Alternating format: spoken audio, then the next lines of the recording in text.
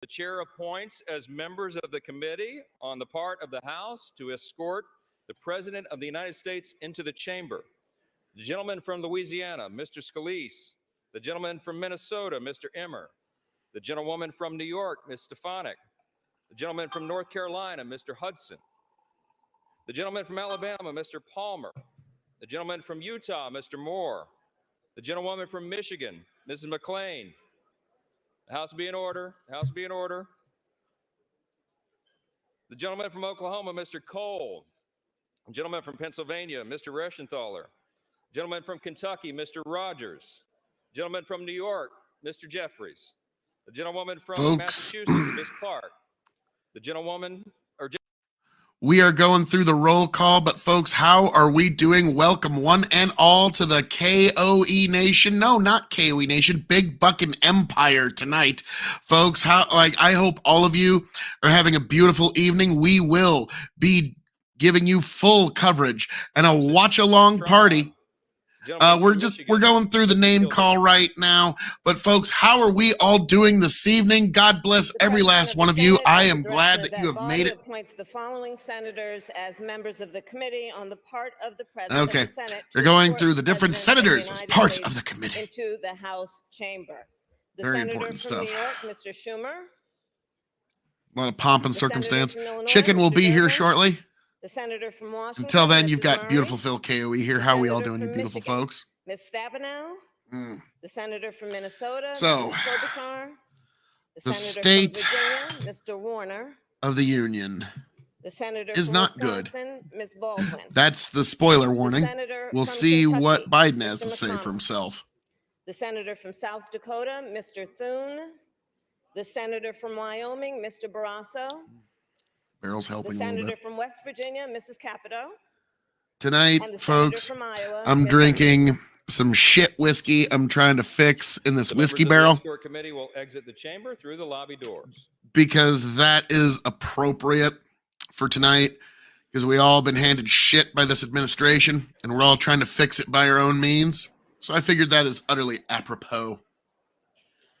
So tonight is going to be an interesting night. Tonight's going to be a night where Biden is going to try to, for lack of better terms, folks, tonight Biden is going to hand you a giant bowl of shit and expect you to thank him for the ice cream. That's what we're looking at tonight. And you're going to hear some really weird invocations of emotion tonight. It's going to be... It's something that the Democrats always try to pry on, is on very basic fundamental emotions. You're not going to hear a lot of substance. He's going to mention a handful of policies that he wants, but I'm not expecting too much. And Mike Johnson. The Diplomatic Corps. The Diplomatic Corps. Couple of little... Please clap.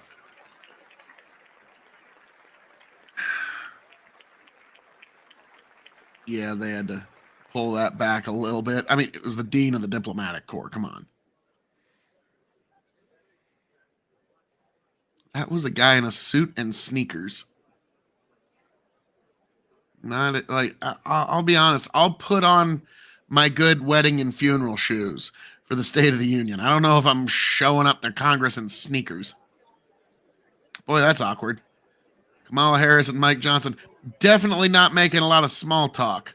You'll notice that. There's not a lot of chatter there.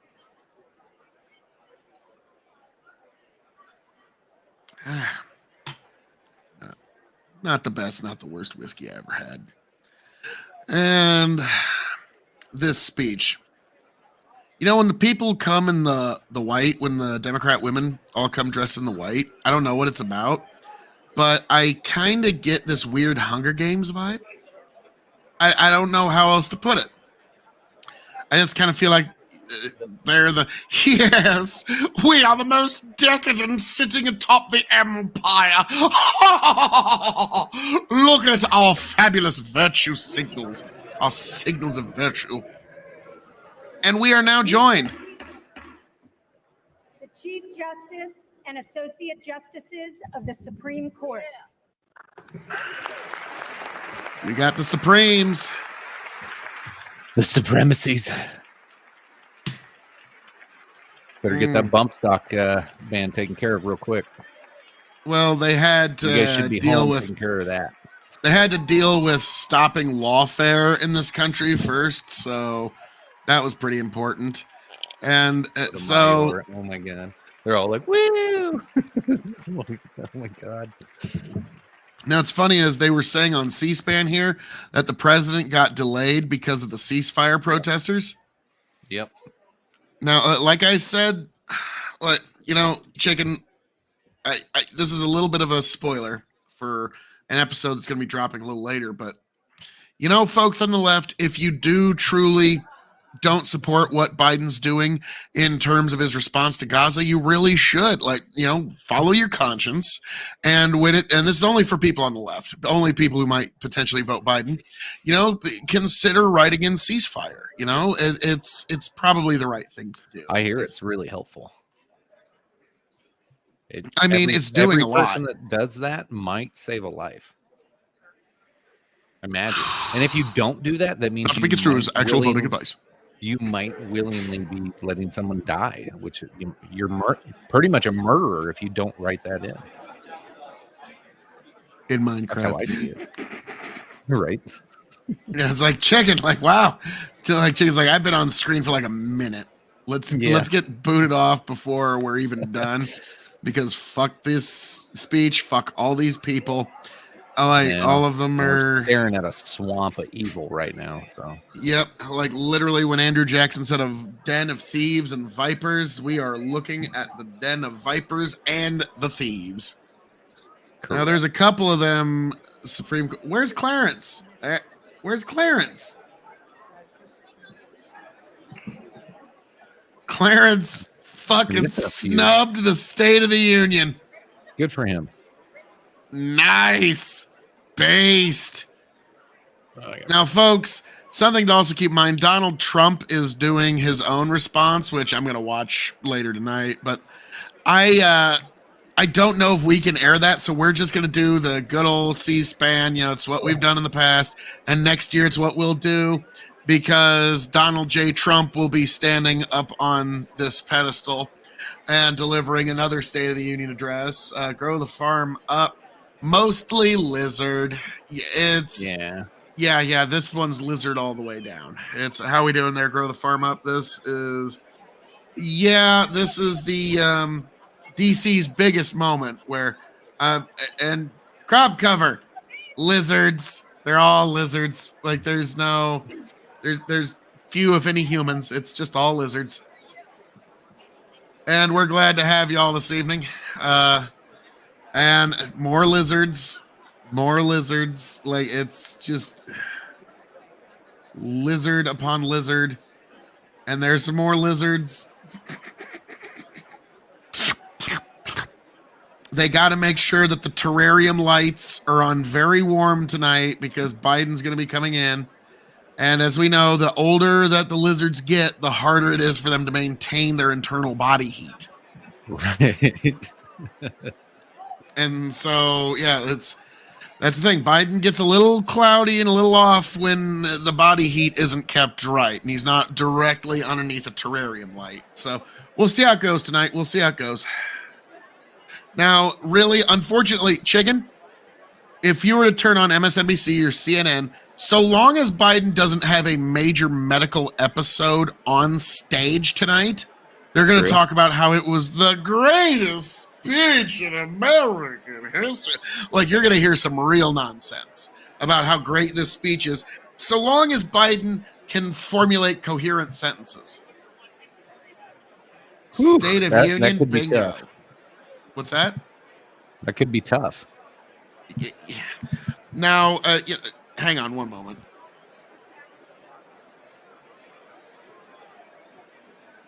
I will say, and I don't say this with hyperbole.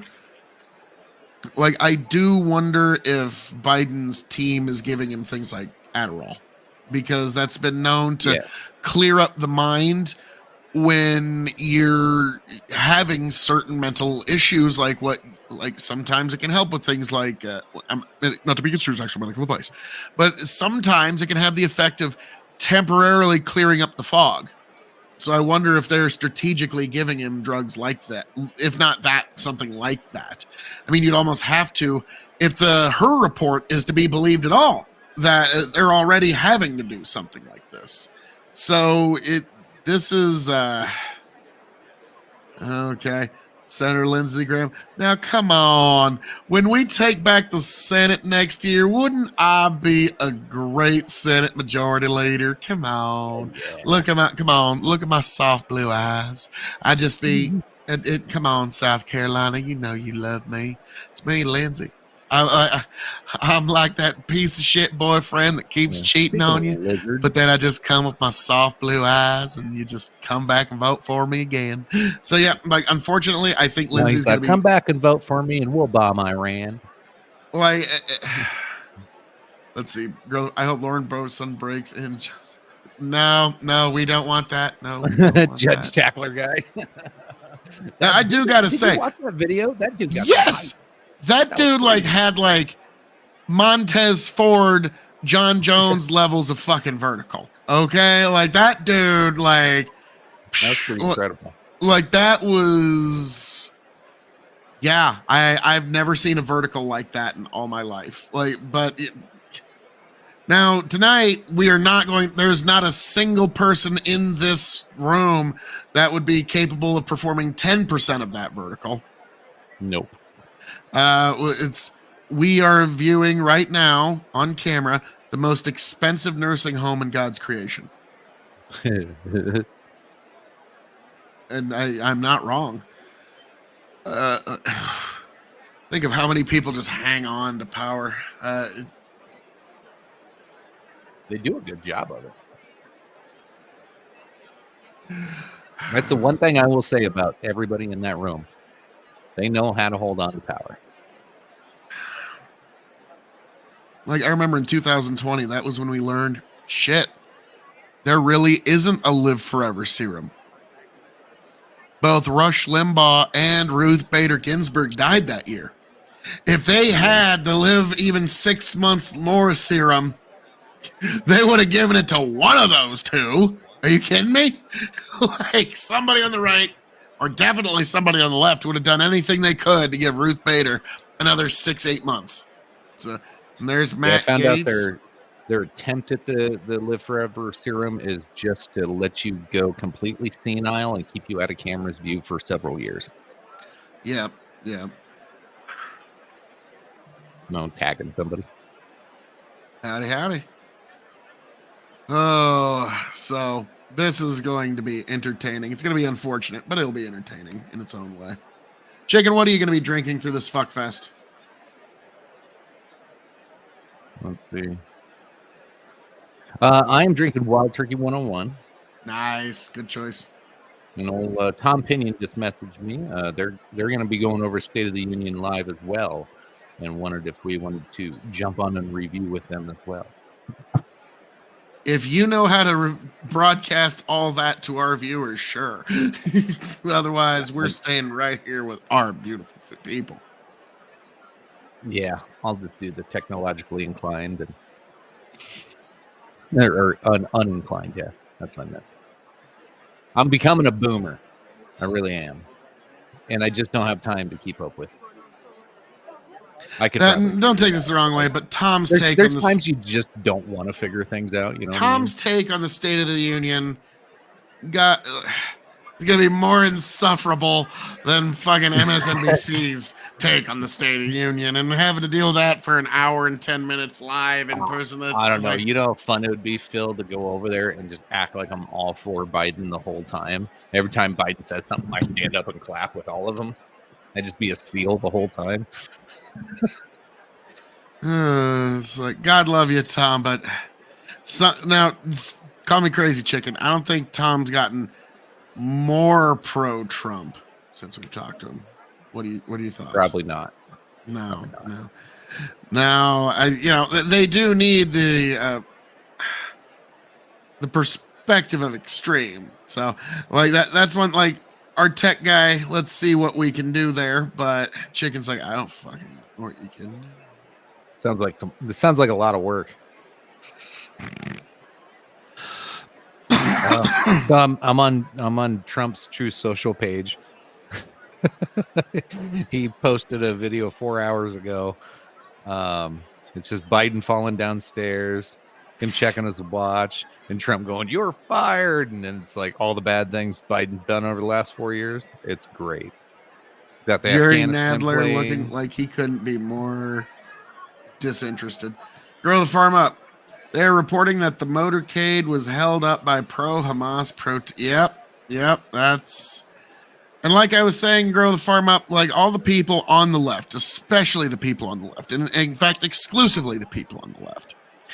If you're not satisfied with the way Biden has been handling this Hamas and Gaza response, really what you need to do is stand upon your principles, let the Democrats know, and you need to write in hashtag ceasefire or hashtag Gaza ceasefire in the presidential ticket. That's the only way anybody's ever going to learn, and it's definitely going to do exactly what you want it to do. Here's a couple of recent truths over the last 10, 15 minutes from Trump. So 14 minutes ago, the president is very substantially late. Not a good start. But let's give him the benefit of the doubt. I'm sure he had very important things to do, but he's just now getting into the car. They'll have to drive very, very quickly. You just don't want to be late to the State of the Union. They'll need Mario Andretti to be at the wheel of the limo. Oh, no. And then next one is, there's nothing he can say tonight that can absolve him from letting 15 million people into our country illegally. He'll probably blame me, but I had the safest border in the history of our country. So that won't go very far. Oh, man. Trump's just going to go full fucking hog. And First Lady. Dr. Biden. Dr. Jill Biden. What's up, Doc? Because they call me Dr. Biden. Donald Trump's next truth. Maxine Waters, a very nice woman, even though she's constantly saying she wants to beat up or kill people on the opposite side of the aisle. If I ever said that, they would call me an insurrectionist, and all hell would break out. Bro. Yeah, Chicken, throughout the night, just keep us updated with Trump's truths, okay? That's great.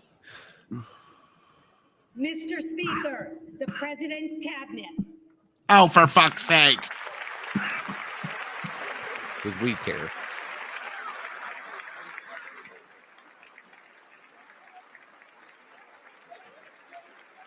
Now they're just stretching for time.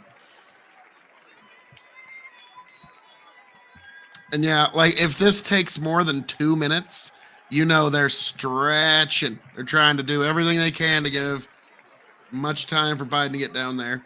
And he's probably watching it on a TV, flipping his shit right now, getting all stressed out and flustered, probably causing his blood to flow faster, which is going to make the alleged medication in his body burn up a lot faster. The coke?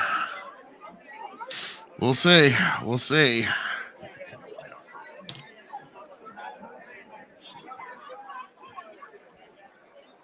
Didn't realize how bad my lighting was. I hadn't looked at myself yet. Still not great, but that's fair. All right, so the State of the Union. Pete Buttigieg, he chose that name. It's not his real name. He chose that name. The last name? Look it up. That's not his real name. It's a very plain name. It's like Paul Montgomery and then something else in there. But most people in politics don't go under their God-given Christian name that their mama called them the day they drew their first breath.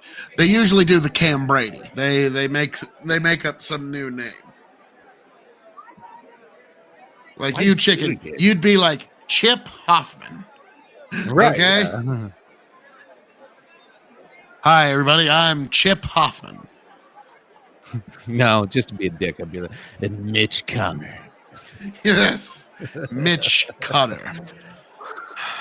But because it's so close to Mitch McConnell, they made you Senate Majority Leader. And you're like, oh, that's great. No, you have to do this for the next 40 years. No! Yeah, it's a special, like, it's a special kind of sentence to get into this level of politics. Like Bill Clinton once said, the Secret Service is the best accommodations in the American penal system. Because they're jailers.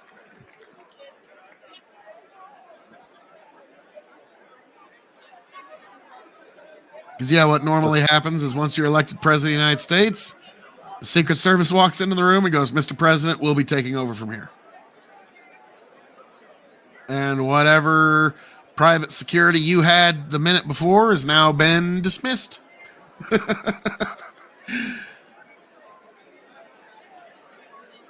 Go to the farm. So he picked the name Peter Butt. What the fuck? Pretty much. Look it up. That's not his real name. I don't know why he picked Pete Buttigieg of all things, but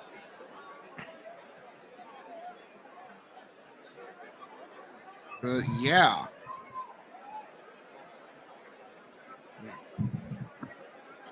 This damn hotel pisses me off. It keeps kicking me off the Wi-Fi.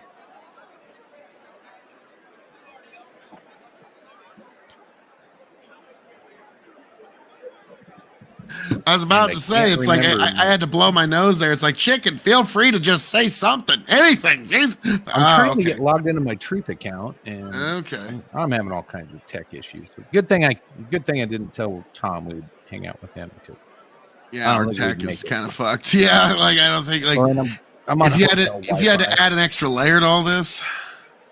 Yeah, and that was one thing. What did Scott Adams always say? Like, every time you have to add a step to something, it's just not worth doing. Yep. Yeah. I'll never forget I don't think that's how he worded it, but that's how I interpret it. I think like one of the best all-time things he ever did that never gets enough credit was when he broke down every single camera and every single microphone on the market and how all of them suck. Yeah. And how, like, you know, all you really need is a camera that does this. And all you really need is a microphone that just does this. And there is no such microphone on the market. And I like how these stands on these are really reliable. I mean, they reliably break after about like 5 or 6 uses. So it's super reliable. And he showed like his setup was him Frankensteining like 6 different mics together. And Frankensteining 2 different cameras, and even then he's not happy. See, Trump, last couple of messages, it was about 4 minutes ago. Thankfully, we won't have to be looking at Rhino Mitt Romney much longer. Ooh, and, bro! Just now. Fucking brutal. Joe Manchin had it made. Was one of the most popular politicians in America, but then he, as he usually does, blew it. He approved the Inflation Reduction Act, and he was toast. Not recoverable. He's not wrong. Yeah. There's a reason he's retiring. Nobody ever walks away from power willingly unless they know they got no chance. Yeah. Crooked Joe is making his way to the chamber. Very disrespectful to some. Not good. Oh, shut up. Mr. Speaker, the President of the United States. Bullshit. Sorry. Poser. Shit. So, Prince John on his way to the podium. I am the king.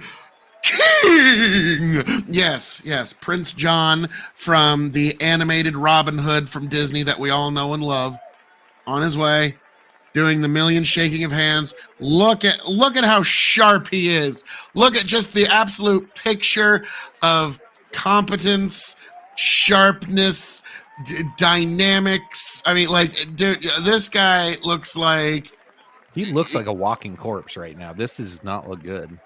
Chicken. I was trying to, I was going to enjoy, like, look at the, Herculean strength that he exudes. Look at the youthful exuberance that he gives off. He commands power, strength, respect. World leaders are trembling in fear right now at what they see coming down this aisle. Like, Chicken, do you see how everyone's like almost afraid to reach in because they know Joe Biden's vice-like clamp, jaws of life-like grip will crush every bone in their minuscule hands compared to the might that could let's be frank, Chicken. Like, Joe Biden's just like, doesn't matter whatever war, I'll just by himself just punch that missile back. That's what we see right here. We're seeing utter competence. We also, like, I have total faith in, like, he could beat everybody in that room in a spelling contest, trivia contest. In terms of just like filibustering, he would be able to outdo everybody. And also, nice, Marjorie Taylor Greene in a MAGA hat. Nice. Yes. Love it. Now the clapping seals are trying to clap more. Wow. Marjorie Taylor with a MAGA hat gets right up in Biden's face. Oh, Marjorie. Make sure she got on camera on that one. Good job. Oh, Lord, Marjorie. Now, She's got Chicken. those buttons. She was handing out buttons today. Who was that girl that got killed by the illegal immigrant last week? It said, say her name. Yep, yeah, I remember. Yeah, she's But been no, handing Chicken, those buttons out. She was holding one up there, too. Let me just say that getting in Biden's face, holding that button, wearing a MAGA hat, she's still doing it. Still holding the button, yeah. What I'm going to say, Chicken, is she is giving a soliloquy and love letter. Oh, Biden's engaging it. He took the button. Holy shit, he doesn't even know what the fuck he's doing. He's like, holy look shit. at this cool little blonde lady in this yellow hat. But like doing that and giving Biden that button, it's a soliloquy to the right. It's a love letter to the right. She's trying to appeal to the right even more so than she already does. And Chicken, as someone on the right, I'm going to say, oh my God, she's a little hot under the collar. That's working like a charm there, Marjorie Taylor Greene. Oh my goodness. Yeah. Whoa. Beautifully done. Like, she just, like, as far as the right's concerned, she's like the MVP for that. Okay. Like, that's... Now, Biden, to his credit, him just taking the button, that's going to appeal to his supporters. Okay? It is. Like, he was reaching across the aisle. Or no, it's like, oh, yeah, that's neat. But, like, his supporters will look at it that way. People who don't like Biden are like, wow, that dumb mofo doesn't even know what he just did. He doesn't even know what he just grabbed. He doesn't even know what he's doing. And here we are. And he's talking to Joe Manchin. Hey, Joe, last time either of us are going to ever have to talk, one way or the other. Yeah, literally. This is the last time Joe Biden and Joe Manchin are going to be doing this ever again. Because either one or both of them will be out of power this time next year.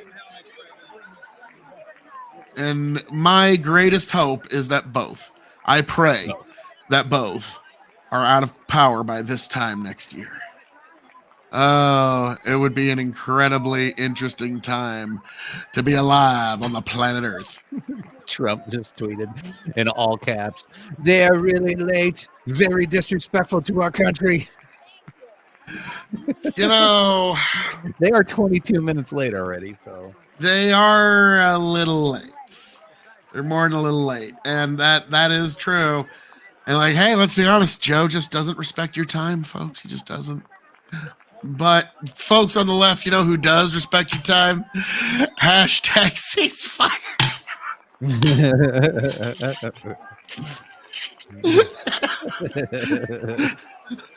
I think we should do that over the next few weeks. I just like do these brilliant soliloquies for ceasefire.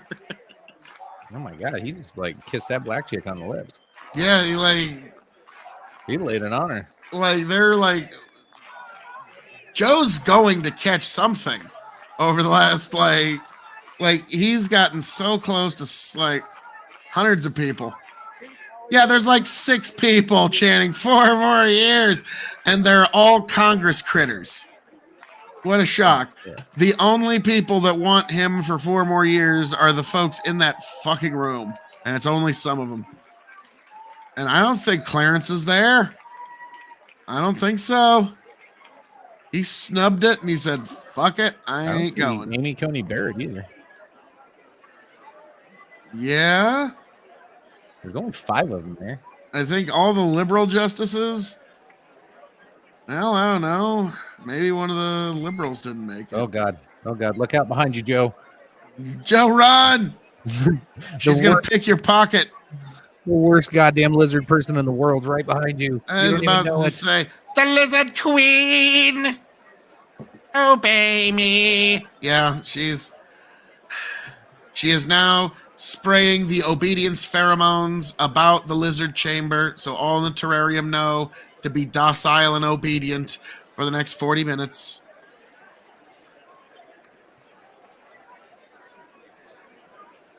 And then once the camera's cut, then the cremation of care starts. In Minecraft, in a video game. In a video. Everyone's like, that's a different place. If you know, then you are a little bit better educated than you want to pretend you are. Hey, Joe, could you maybe wander your way up to the stage?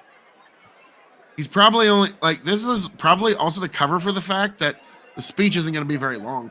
He's probably only got about 30 minutes written. I'm guessing, And like, think about it. This dude's probably only got a year or 2 left in anything. So this is probably like the most excitement he's going to have before the end of his life. So yeah, like, you're right. maybe we This should is just kind of respect this is Joe Biden's swan song. That's what we're Yeah. watching right now. This will be like, regardless could of be. whatever fucking happens, this is it. This is as much as you're going to get from Joe going forward.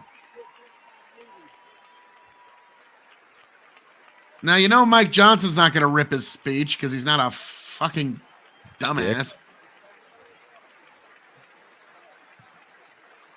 Hello. Want to turn up just a little bit, chicken? Yep. Here. Folks at All home, right. let us know if this is too loud for you. Yeah, let us know at home if it's loud enough or too loud.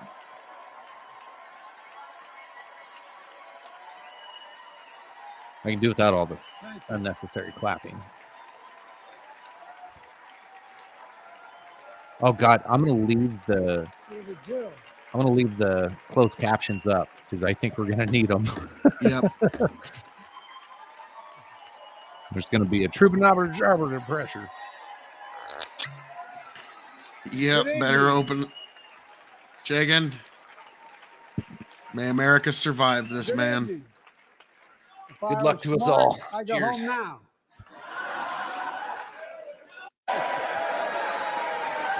If I were smart, I'd go home now. Mr. Speaker, Madam Vice President, members of Congress, my fellow Americans.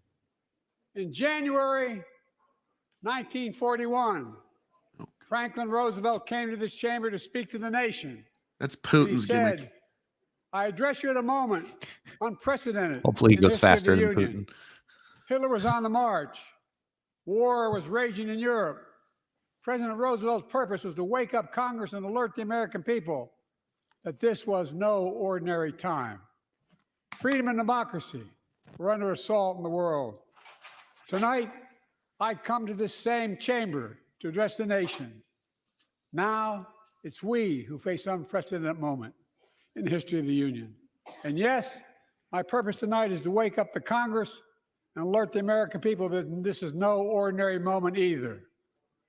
Not since President Lincoln and the Civil War have freedom and democracy been under assault at home Oh my as they are God. today.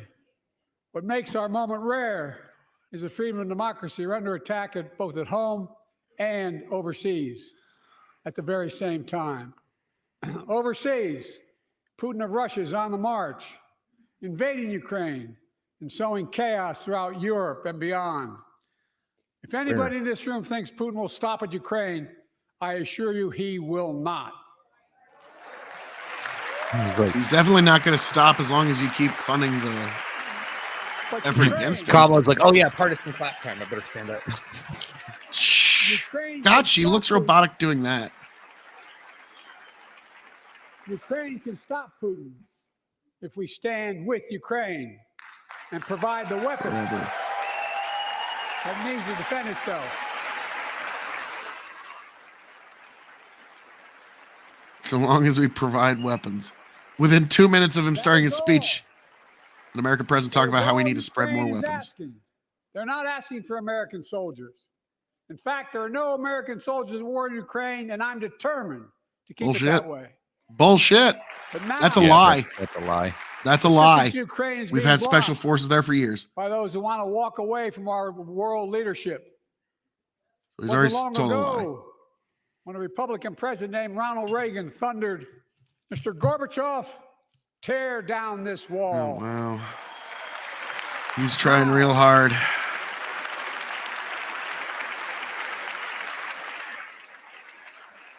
Now my predecessor, a former Republican president, tells Putin, quote, "Do whatever the hell you want." That's a quote.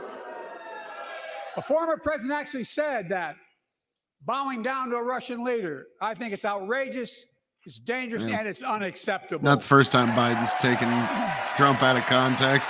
He believes the fine people hoax, so. I believe that he couldn't find his wife the other day, which is like, You know, God fucking forbid we have peace in this world. Jesus Christ. As a founding member of NATO, the military alliance of democratic nations, created after World War II to prevent war and keep the peace. It's been And doing today, a bang up job. We've made NATO stronger than ever. Welcomed Finland to the alliance last year. oh yeah, it's fucking super strong now. Just this morning, Sweden officially joined, and their minister is here tonight. We're going to stand up. Man, nothing like Welcome. the Welcome. what the old Viking states that have less population than Omaha. Don't you always love the smile of the guy that doesn't speak your language? He's Mr. like, Prime "I Minister, did my welcome name." to NATO, the strongest military alliance the world has ever seen. I say this to Congress. We have to stand up to Putin. Send me a bipartisan national security bill. History is literally watching. History is watching. The United History States is walks watching. away, it will put Ukraine at risk. Europe is at risk. The free world will be at risk, emboldening others to do what they wish to do us harm. My message to President Putin, who I've known for a long time, is simple. We will not walk away. Except for we're going to be a little occupied in Israel. Yeah, the Middle East always seems to occupy us.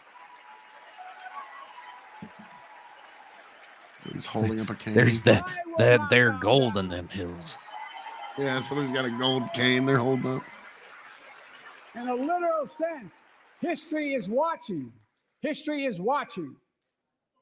Just like history watched 3 years ago on January 6th, when insurrectionists stormed this very Capitol and placed wow. a dagger to the throat of American democracy.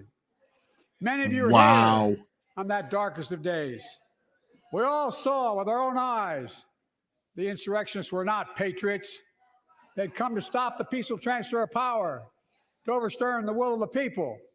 January 6th lies about the 2020 election and the plots to steal the election posed a gravest threat to U.S. democracy. Lied about since the those Civil plots. War. But they failed. Need to tell the truth about those plots. America Yeah. stood.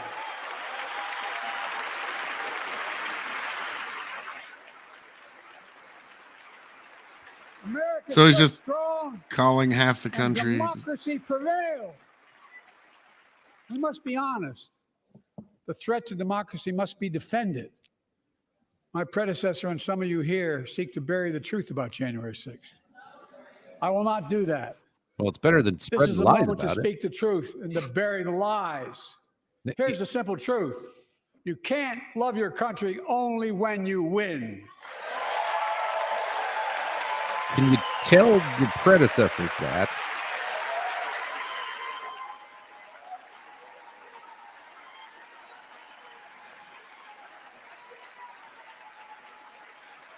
Now the canned applause. They're all about to get mad in November. I ask all of you, without regard to party, to join together and defend democracy. Remember your oath of office to defend against all threats, foreign and domestic.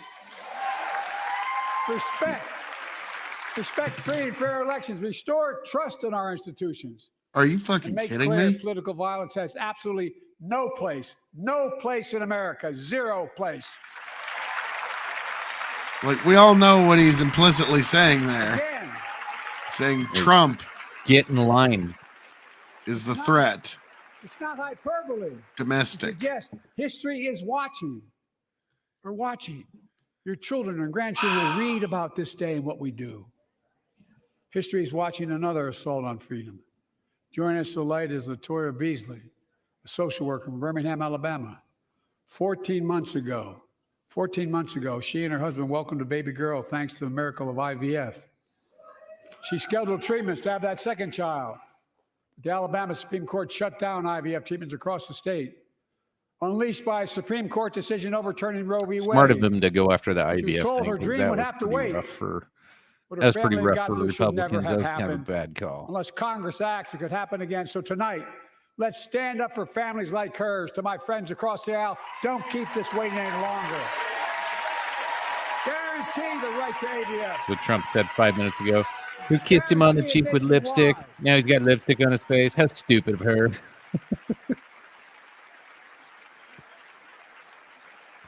His hair is so much better in the front than on the back.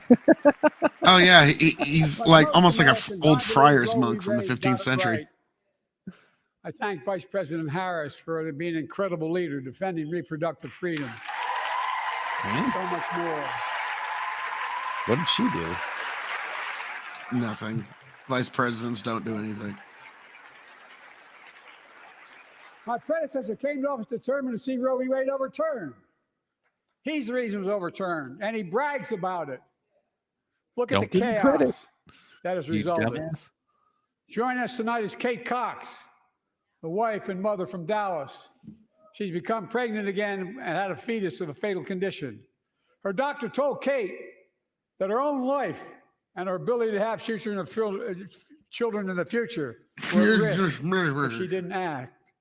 Because Texas law banned her ability to act, Kate and her husband had to leave the state to get what she needed. What her family got through should have never happened as well, but it's happening in too many others. There are state laws banning the freedom to choose, criminalizing doctors, forcing survivors of rape and incest to leave their states to get the treatment they need. Many of you in this chamber and my predecessor are promising to pass a national ban on reproductive freedom. My God, what freedom else would you take away? Look, it's a decision to overturn Roe v. Wade. The Supreme Court majority wrote the following, and with all due respect, justices, women are not without electoral power. Electoral or political power. You're about to realize just how much you're right about that. So he just looks the Supreme Court justice in the eye and say, fuck you, you're wrong. And you're about to learn. Is this fucking for real? He just called half the country insurrectionists and dangerous enemies domestic, and then he looks at the Supreme Court saying, fuck you, fall in line or else. Have no clue about Biden is the literally the president But the they left found warned us out. Trump would be. When reproductive freedom was on the ballot, we won in 2022 and 2020, and we'll win again in 2024. I don't know. He's got a cough. Hope there's no blood in that cough.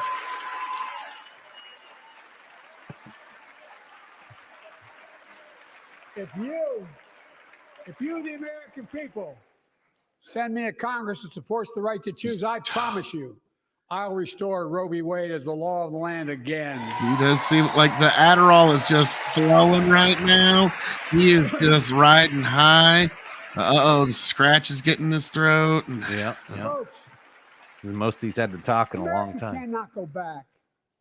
I'm here tonight to show what I believe is the way forward, because I know how far we come.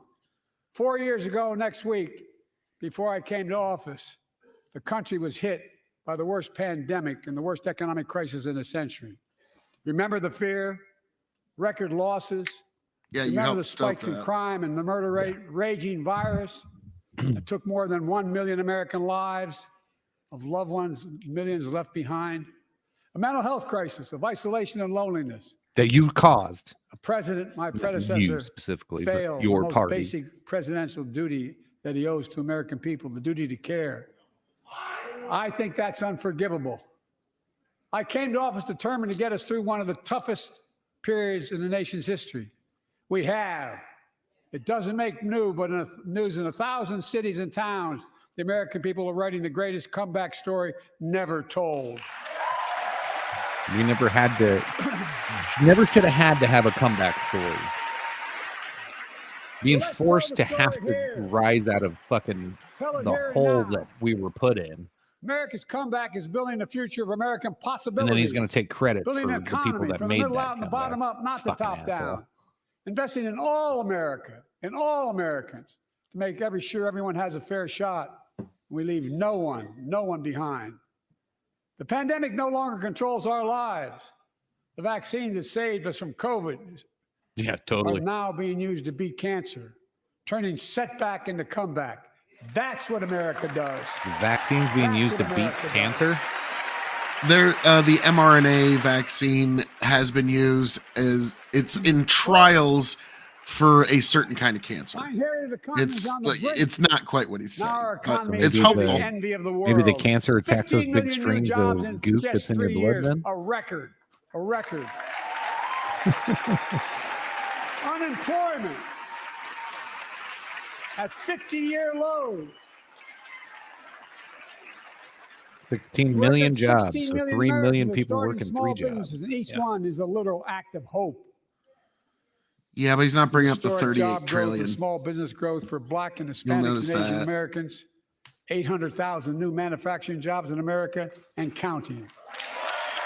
And he's going to be spending about $1 trillion almost every month going forward. The world. We are. We will. More people have health insurance today. More people have health insurance today than ever before. Because you get fined if you don't. The racial wealth gap is as Thanks, small as it's Obama. been Sure in about 20 that, but- years. Wages keep going up. Inflation keeps coming down. Inflation has dropped from 9% to 3%, the lowest in the world, and tending lower. Add that to the 9% last year and then 8% the year before that. So technically it's like 21%. But okay. And now, instead of importing foreign products and exporting American jobs, we're exporting American products and creating American jobs right here in America, where they belong. I'm sorry. I thought this was America. And it takes time, but the American people are beginning to feel it.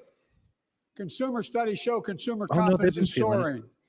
Yeah. Buy America That's has been the law of the land since the 1930s. Past administrations, including my predecessor, including some Democrats as well in the past, failed to buy American. Not anymore. On my watch, federal projects that you fund, like helping build American roads, bridges, and highways, will be made with American products and built by American workers. When? He said this last year. Creating good paying American jobs. What's that? He said this last year. Like, where's all the American made shit? And Yeah, thanks to our yeah, Chips and it's- Science Act, Couple of things he the just United says States every is year. investing more in research and development than ever before.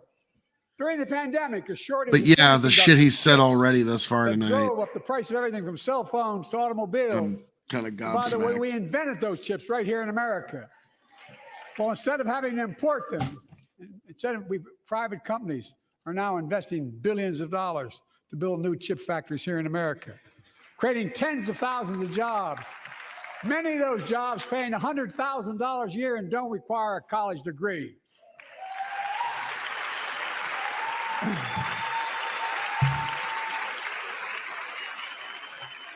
In fact, My policies have attracted $650 billion in private sector investment in clean energy, advanced manufacturing, creating tens of thousands of jobs here in America.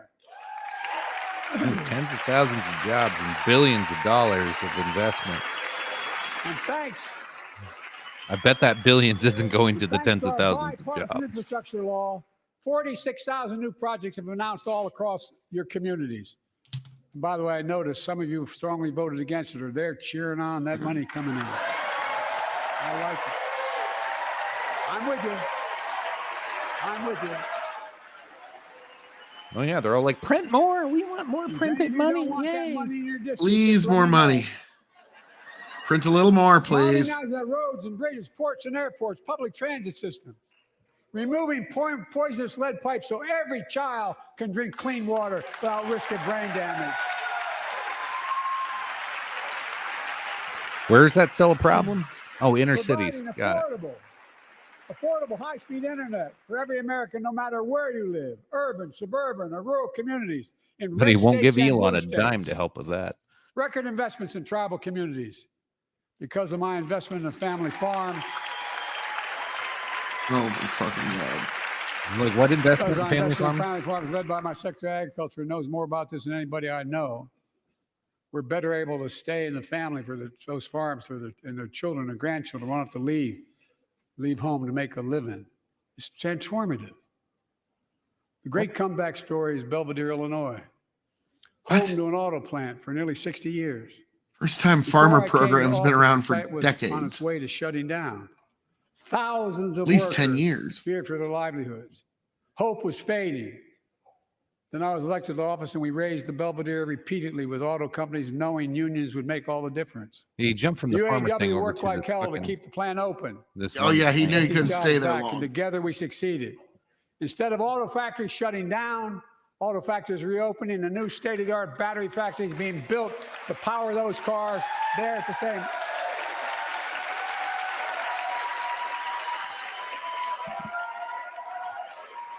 See, we get some updates from Trump here. I'll try to sneak in. The folks of Belvedere, I say, instead of your town being left behind, your community is moving forward again. Because instead of watching auto jobs in the future go overseas, 4,000 union jobs with higher wages are building the future in Belvedere right here in America. Donald Trump posted, interesting that Romney and Manchin are sitting together and nobody wants to talk to them. I think they make a great no-labels team. Here tonight is UAW President Sean Fain, a great friend and a great labor leader. Sean, where are you? Stand up. Putin only invaded Ukraine because he has no respect for Biden. He would never have happened under Trump administration. 4 years. For my 4 years, it didn't happen. And Dawn Sim, a third-generation worker, UAW worker at Belvedere. Sean, I was proud to be the first president to stand on the picket line. And today, Dawn has a good job in her hometown, providing stability for her family and pride and dignity as well. Showing once again, Wall Street didn't build America. They're not bad guys. They didn't build it, though. The middle class built the country, and unions built the middle class. And Trump, last one said, no, I said NATO has to pay its bills, and if it doesn't pay its bills, we're not going to protect you. The money came pouring in. Under other presidents, NATO was broke. People, when America gets knocked down, we get back up. We keep going.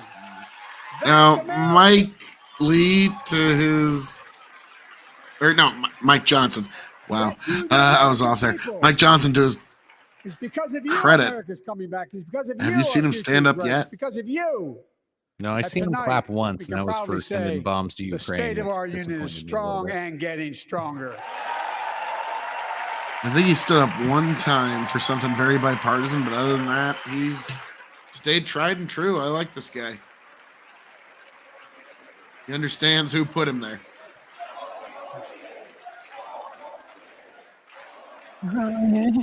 Again, only the Congress critters want him for any more time. Tonight, I want to talk about the future of possibilities that we can build together. Is it possible you're going to future where step down? The days of trickle-down economics are over. And the wealthy and the biggest corporations no longer get all the tax breaks. And by the way, I understand corporations. I come from a state that has more corporations invested than every one of your states in the state of the United States combined. And I represented it for 36 years. Jesus, are you listening to this guy? But I grew up He's like, that's how I got all in my a money. home where trickle-down economics didn't put much on my dad's kitchen table. That's why I determined to turn things around so middle class does well. When they do well, the poor go way up and the wealthy still do very well. We all do well. And there's more to do to make sure you're feeling the benefits of all we're doing. Americans pay more for prescription drugs than anywhere in the world. It's wrong, Really? and I'm ending it. He's just saying Delaware is a tax haven.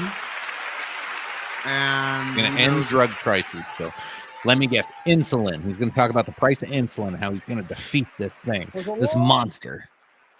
What I proposed and signed, not one of you Republican buddies voted for it. We finally beat Big Pharma. Instead of paying $400 a month or thereabouts for insulin with diabetes, and it only Good costs call. $10 to make, they only get paid $35 a month now and still make a healthy profit. And I want to, but what to do next? I want to cap the cost of insulin $35 a month for every American who needs it. Everyone. So it's not capped right now. For years, people have talked about it, but finally we got it done and gave Medicare the power to negotiate lower prices on prescription drugs, just like the VA is able to do for veterans. That's not just saving seniors money. Does Bernie have a Saving mask on? Is that taxpayers real? money. We cut the Probably. federal deficit by Oh my God, yes, he does. $160 billion. Because Medicare How much did that mask cost him? He's will a no longer he's a have to billionaire pay now, those isn't he? exorbitant prices to Big Pharma. At least a millionaire. This year, Medicare is Doesn't talk about negotiating them lower no more. prices for some of the costliest drugs on the market that treat everything from heart disease to arthritis. It's now time to go further and give Medicare the power to negotiate lower prices for 500 different drugs over the next decade. They're making a lot of money, guys. And they want And in. they'll still I be for one, do extremely not trust profitable. that he is actually trying to Not only defeat Big save Pharma. There's lives, something it will else in save play there. taxpayers another $200 billion. I have a feeling it was like, Starting hey, next year, how the much you same make law on that caps total vaccine? Can you just prescription like drug costs for help me out with seniors this? on Medicare at $2,000 a year, even for expensive cancer drugs that cost $10,000, $12,000, $15,000. I want to cap prescription drug costs at $2,000 a year for everyone. $2,000 a year for drugs is still a lot. How long is that going to I'm going to get in trouble for saying that, but if you want to get an Air Force One and fly to Toronto, Berlin, Moscow, well, even Moscow probably. Oh, you saying Moscow is better? And bring your prescription with you, and I promise you I'll get it for you for 40% the cost you're paying now. Same company, same drug, same place. Folks, the Affordable Care Act, the old Obamacare, it's still a very big deal. The old Obamacare. Still a terrible deal.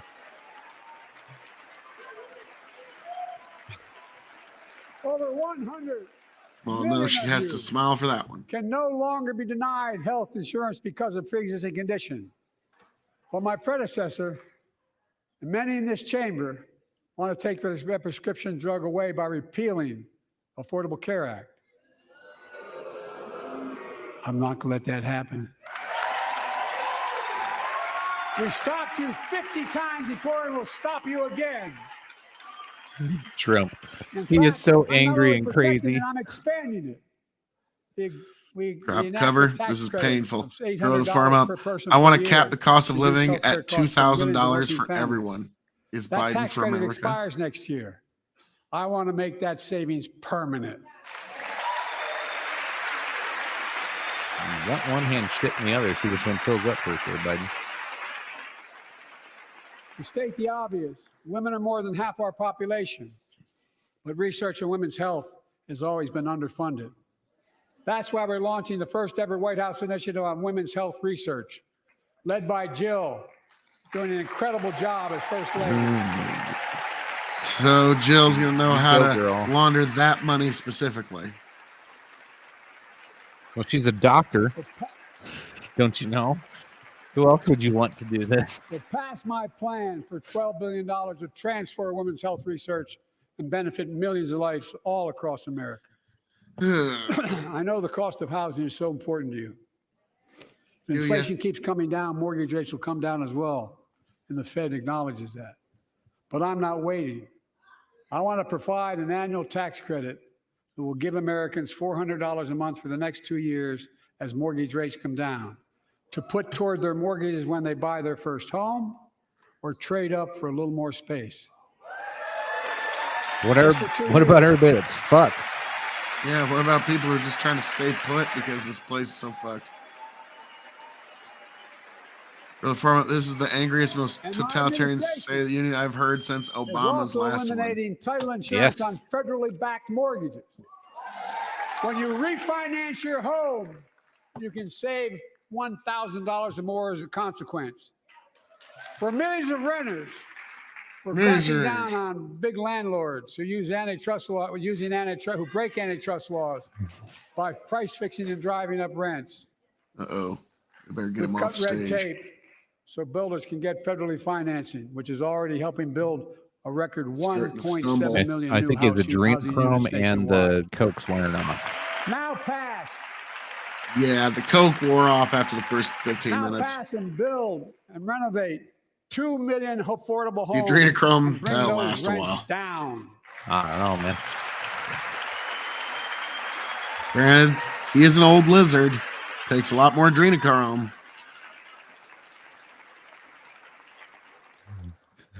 Kamala has Remain to the sit down once in a while to strongest hit the economy in the injection button. They got like a We need to little have the best IV running up in education system between in the the world. goddamn podiums. She's got to be like, oh shit, he needs another hit. And I suspect all of you, want to give every child, a good start by providing access to preschool for 3 and 4 years old. You know, I think I pointed out last year. Get him even younger now. The government school. I just don't want him talking about 3 and 4 year olds ever. I think I pointed out last True. year that children coming from broken homes where there's no books, they're not read to, not spoken to very often, start school, kindergarten, or first grade, having heard 1 million fewer words spoken. Well, studies show that children who go to preschool are nearly 50% more likely to finish high school, go on to earn a 2 and 4 year degree, no matter what their background is. Nope. Half the country hates children.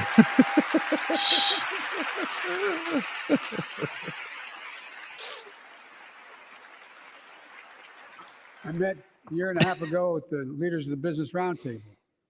They were mad that they were angry. I think, well, they were discussing why I wanted to spend money on education. I pointed out to them as vice president, I met with over 182 of those folks. Don't hold me to the exact number. And I asked them what they need most, the CEOs. And you've had the same experience on both sides of the aisle. They say a better educated workforce, right? So I looked at them. Generally, and they say I lower come from taxes. Delaware. DuPont used to be the 8th largest corporation in the world. And every new enterprise they bought, they educated the workforce to that enterprise. But none of you do that anymore. Why are you angry with me providing you the opportunity for the best educated workforce in the world? And they all looked at me and said, I think you're right. Oh, fuck I want to you. expand Nobody ever high-quality said that. tutoring and summer learning to see that every child learns to read by 3rd grade. And then they rub my hairy leg.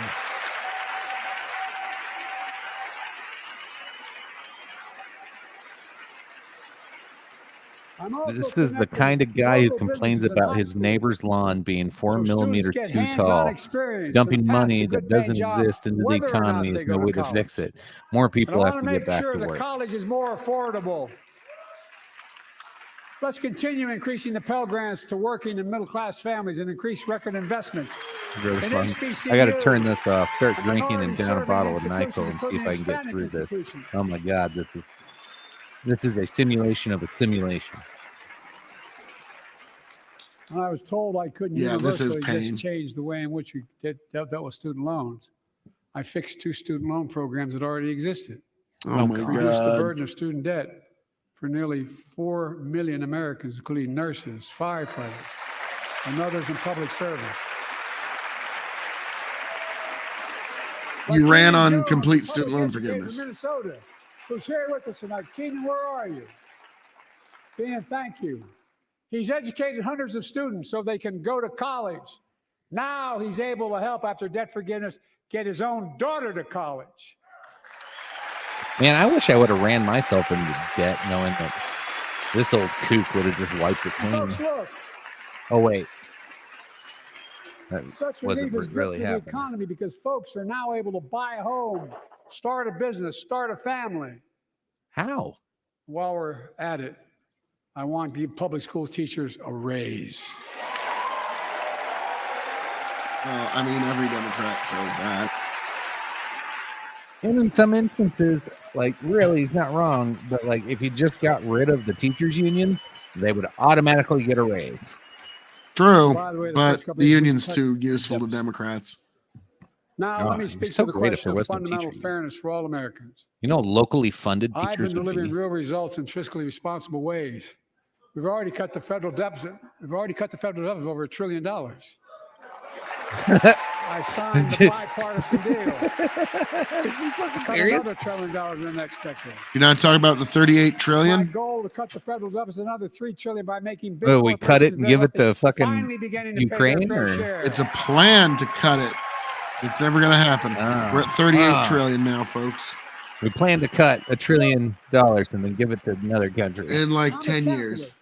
You want to make or can make a million or millions of bucks, that's great.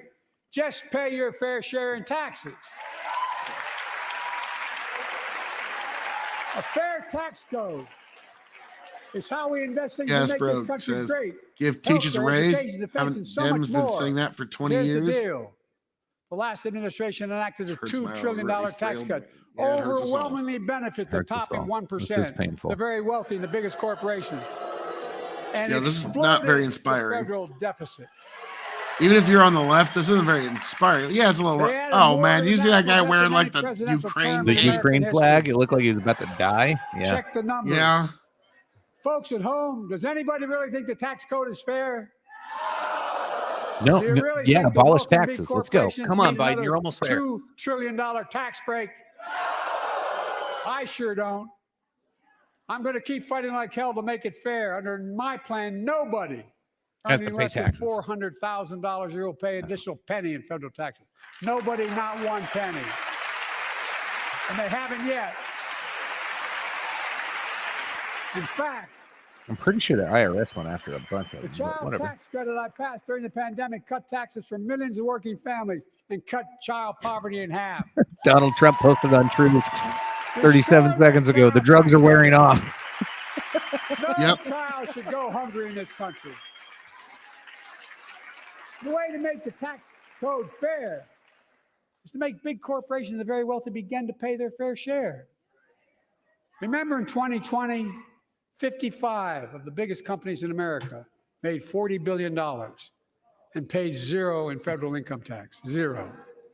It's Not starting to get a anymore. little sloggy. Thanks to the law I wrote and we signed, big companies have to pay Now, this is minimum making me 50%. sloggy having to fucking But listen that's to him. still less than working people paying federal taxes.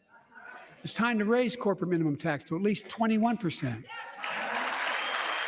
That's less than I pay in taxes, you So prick. his big idea of tax So relief is to every raise big corporation taxes. Finally begins to pay their fair share.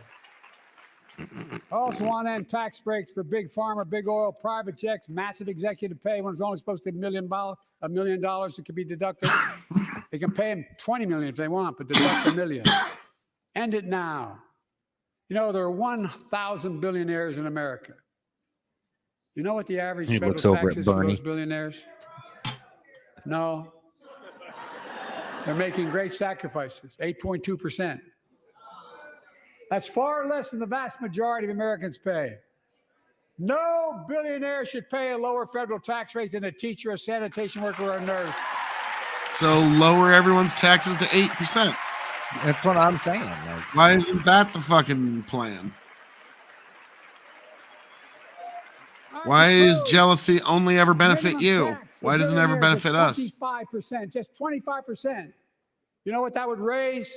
That would raise $500 billion over the next 10 years. And we give it all to Imagine what that could Ukraine. do for America. Yeah. Imagine a future with affordable Like $500 childcare. billion in the Millions of next 10 families can years? get- They need to go Who to work fucking to help the cares? economy. You're spending $1 Imagine trillion the like future every paid 2 leave, months. Because no one should have to choose between working and taking care of their sick family member. Fuck. Imagine the future of home care and elder care and people living with disabilities so they can stay in their homes and family caregivers can finally get the Sadly, pay that's they going to be a deserve. big problem in 20 years Tonight, that we are not Let's prepared all to deal agree with. once again What's that? to stand up for seniors. Health care for seniors, 20 Many years of from my now. friends It's already a on the problem other today. side It's of going aisle to want get to put really Social fucking Security on bad. the chopping Been a block. problem There's for We're going to let Anyone here people, tries old to cut people, Social just die Security, here pretty Medicare, or soon. raise the retirement age, I will stop you.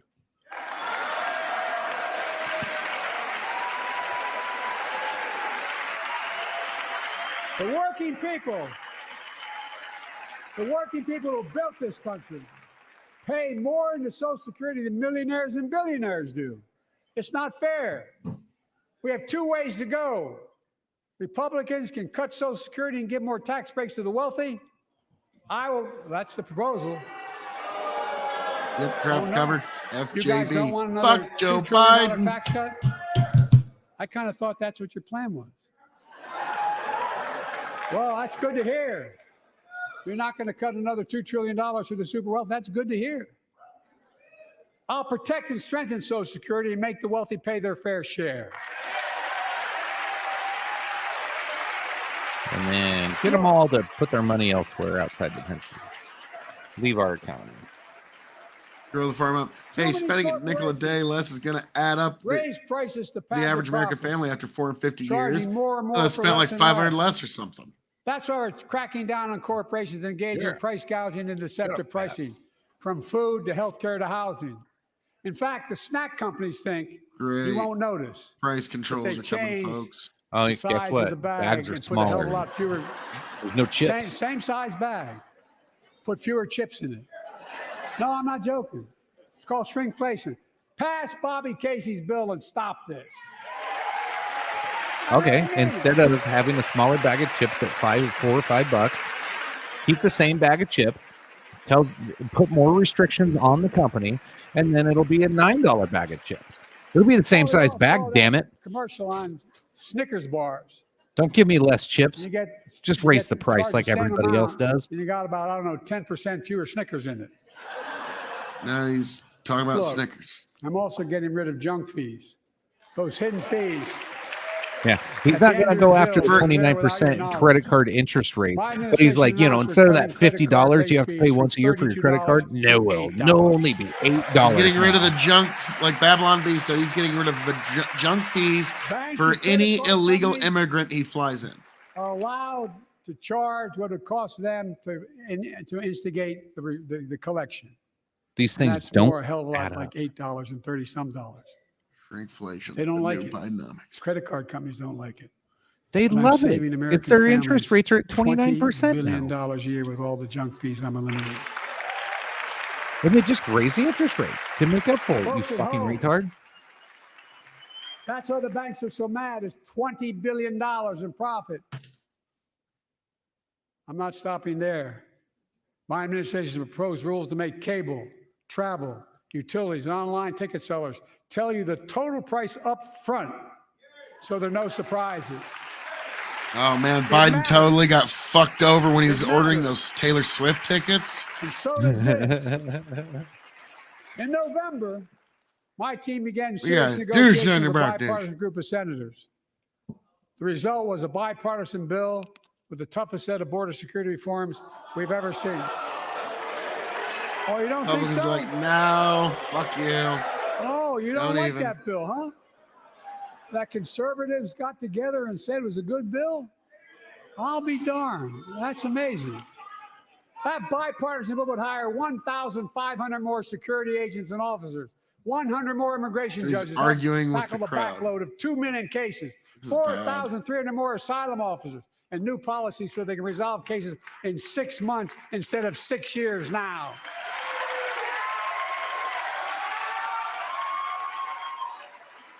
What are you against? 100 more high-tech drug detection machines to significantly increase the ability to screen and stop vehicles smuggling fentanyl into America. That's killing thousands of children. So another way to look into your car and effects without your consent. Yep. They've also given me and any new president new emergency authority to temporarily shut down the border when the number of migrants at the border is overwhelming. The Border Patrol Union has endorsed this bill. The Federal Chamber of Commerce. Trump tried to do that for 4 fucking years. No, look at the facts. I know you know how to read.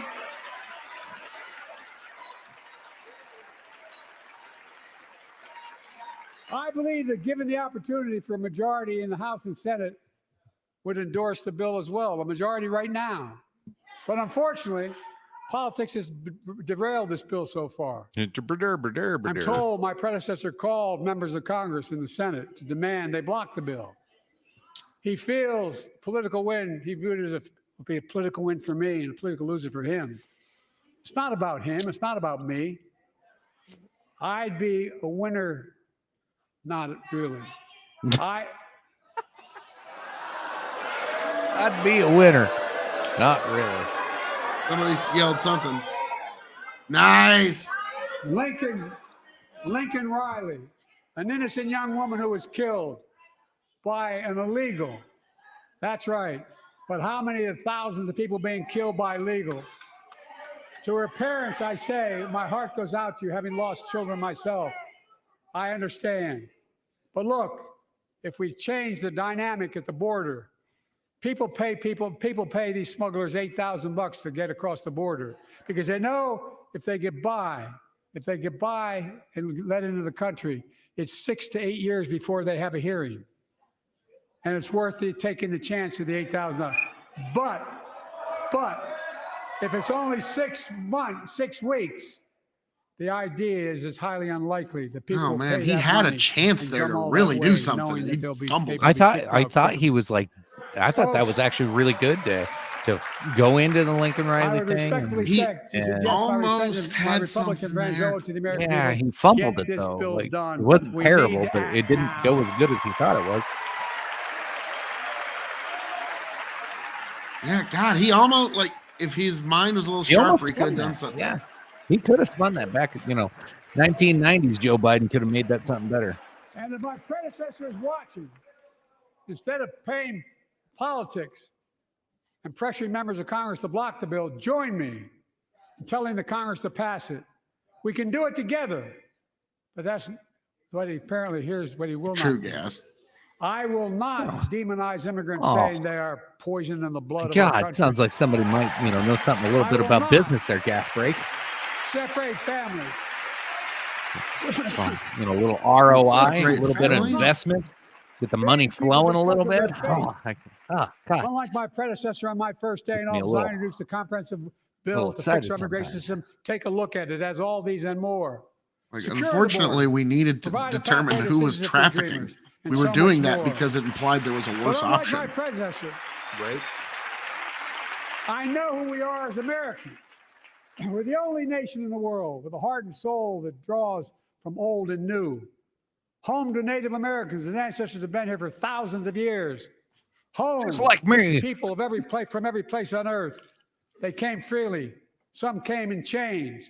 Some came when famine struck, like my ancestral family in Ireland. No, you don't. Some to flee persecution, to chase dreams that are impossible anywhere but here in America. He's wrapping That's up. America. And we all come from somewhere, but we're all Americans. We all come from somewhere. We're all Americans.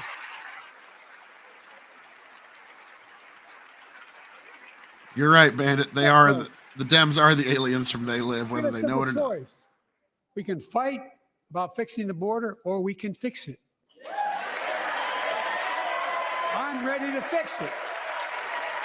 Send me the border bill now. Build the wall. Build the wall. A transformational moment in history happened 59 years ago today in Selma, Alabama. Hundreds of foot soldiers for justice marched across the Edmund Pettus Bridge, named after the Grand Dragon of the Ku Klux Klan, to claim their fundamental right to vote. I gave him his eulogy. They were beaten, they were bloody, and left for dead. Our late friend and former colleague, John Lewis, was on that march. We miss him.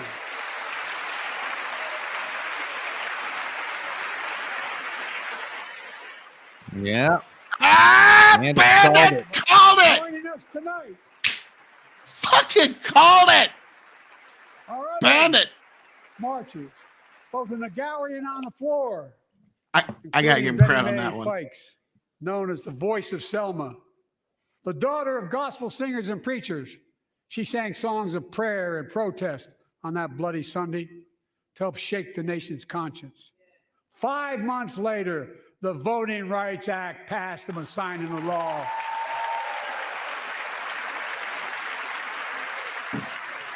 Thank you. Thank you, thank you, thank you.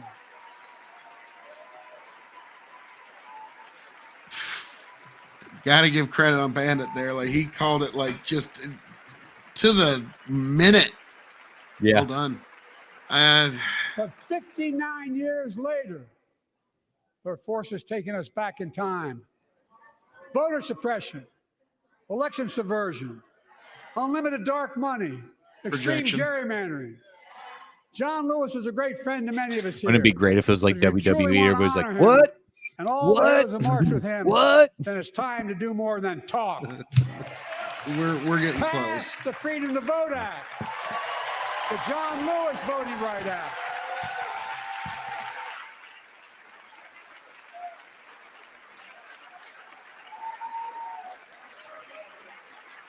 And stop, That Jim Jeffries has an evil smile. I don't stop trust that denying dude. another core value of America, our diversity across American life. Banning books, it's wrong. Instead of erasing history, let's make history. I want to protect fundamental rights. We don't want to ban books. We Classic just want to Quality ban Act. people on social media. And my message to transgender Oh, no Americans, shit. I have your back.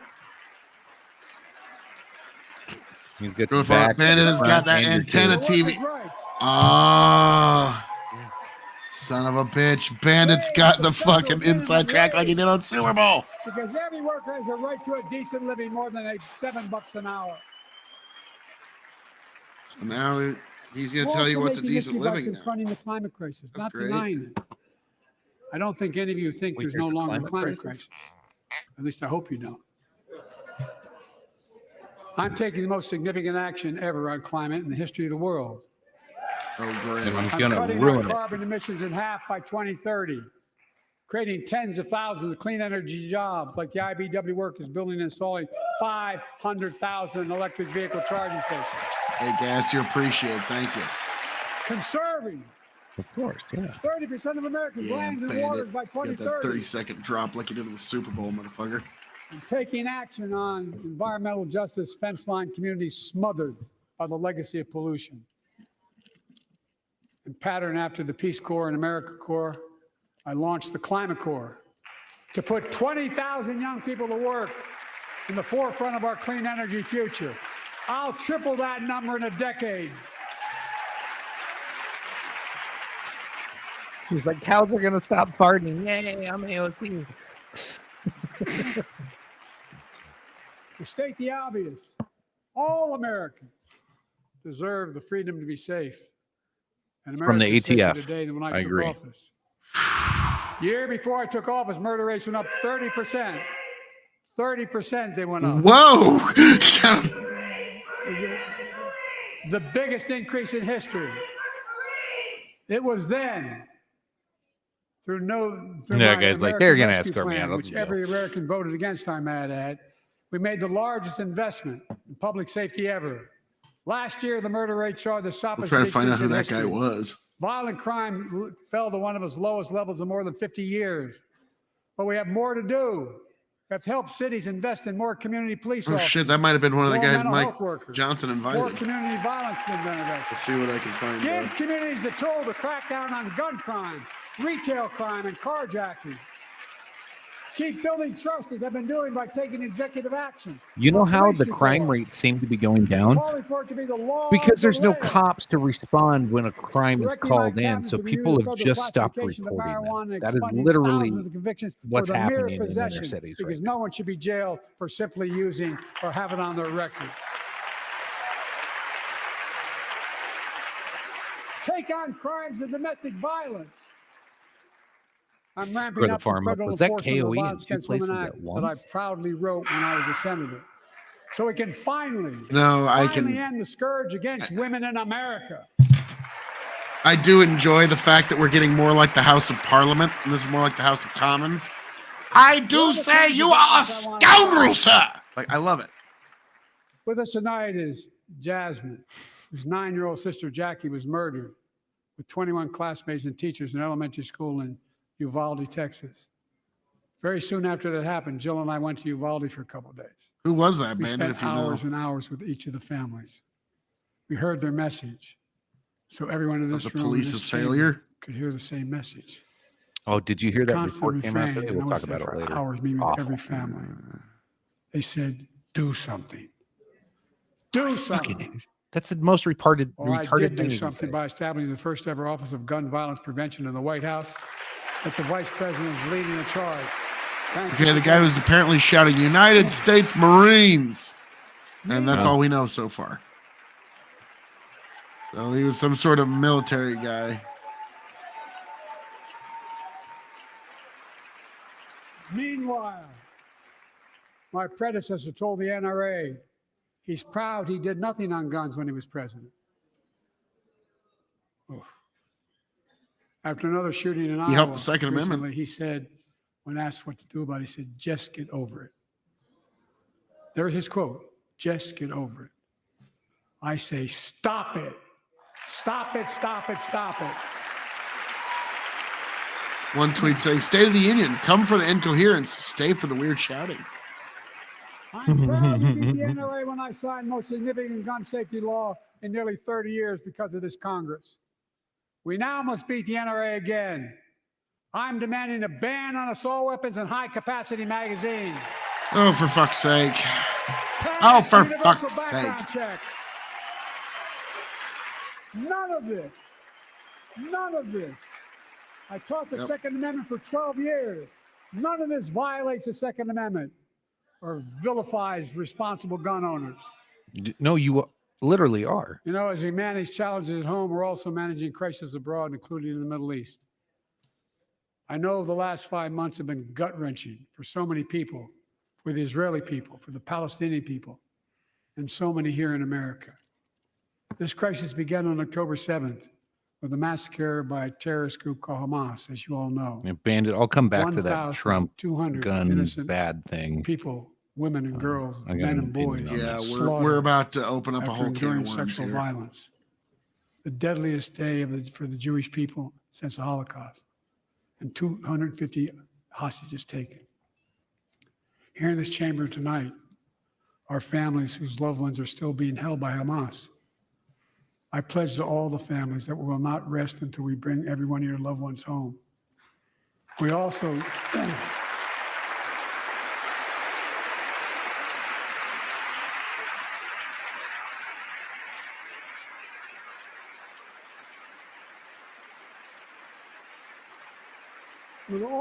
work around the clock to bring home Evan and Paul, Americans being unjustly detained by the Russians and others around the world.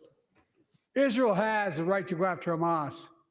Hamas ended this conflict by releasing hostages, laying down arms, could end it. True. By releasing the hostages, laying down arms, and surrendering those responsible for October 7th. But Israel has Israel has a Talking in my mouth. because Hamas hides and operates among the civilian population like cowards, under hospitals, daycare centers, and all the like. Israel also has a fundamental responsibility, though, to protect innocent civilians in Gaza. Gas break. That is unfortunately very true. This war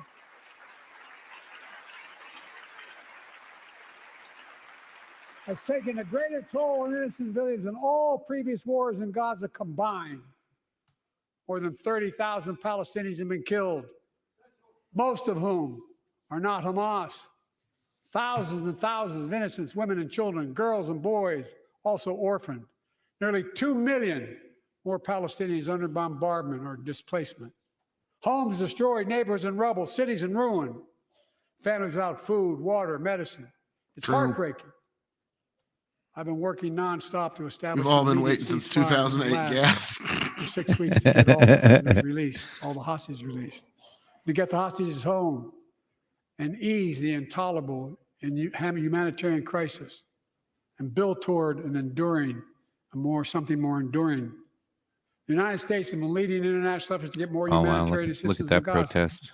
Tonight, Oh my gosh. I'm directing the U.S. That's so military to powerful. lead an emergency I got to put mission my fist up for that one. to establish a temporary pier in the Mediterranean on the coast of Gaza that can receive large shipments carrying food, water, medicine, and A temporary man is shelter. escorted out of the No guest US section at the boots will State be of the on the Union shouting ground. about the Marines who Temporary died during the pier will enable a 2021 massive withdrawal increase from in the amount of humanitarian Afghanistan. assistance Ah, getting into good Gaza call. every day. There were some Marines who died.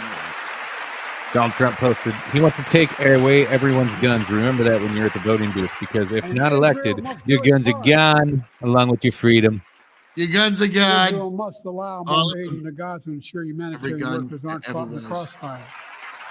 And they're announcing they're going to have a crossing in northern Gaza.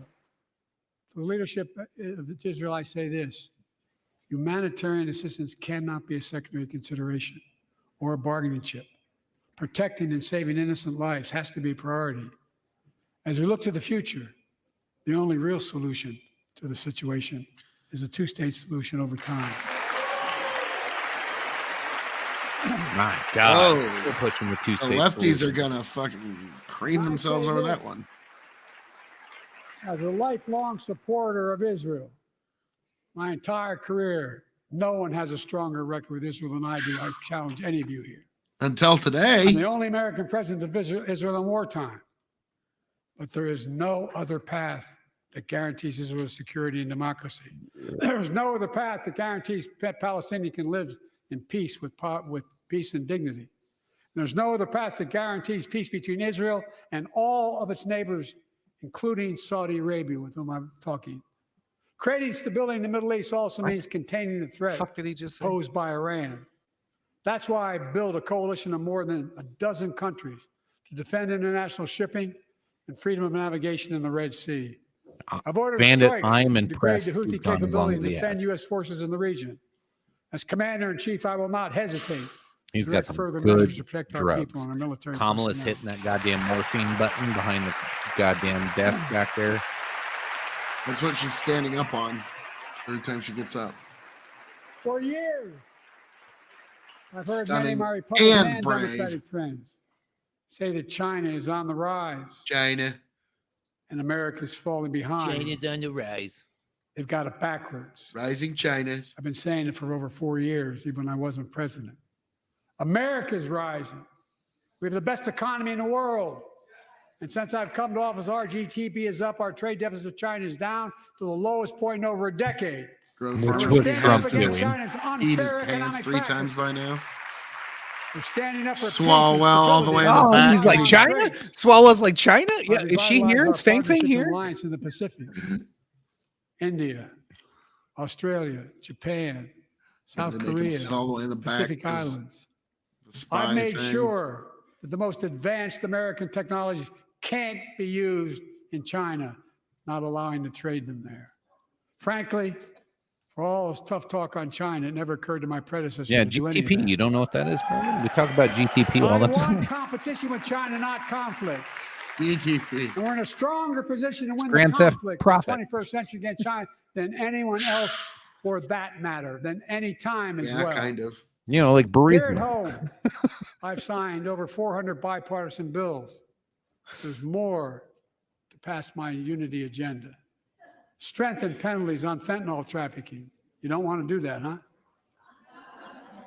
Pass bipartisan privacy legislation to protect our children online. Harness the promise of AI to protect us from peril. No. No, that will be our peril. Voice impersonations and more. And keep our truly sacred obligation to train and equip those we send into harm's way and care for them and their families when they come home and when they don't. Because we've just figured out a way to make AI translate what you say and say it in your cadence of new languages. He needs AI.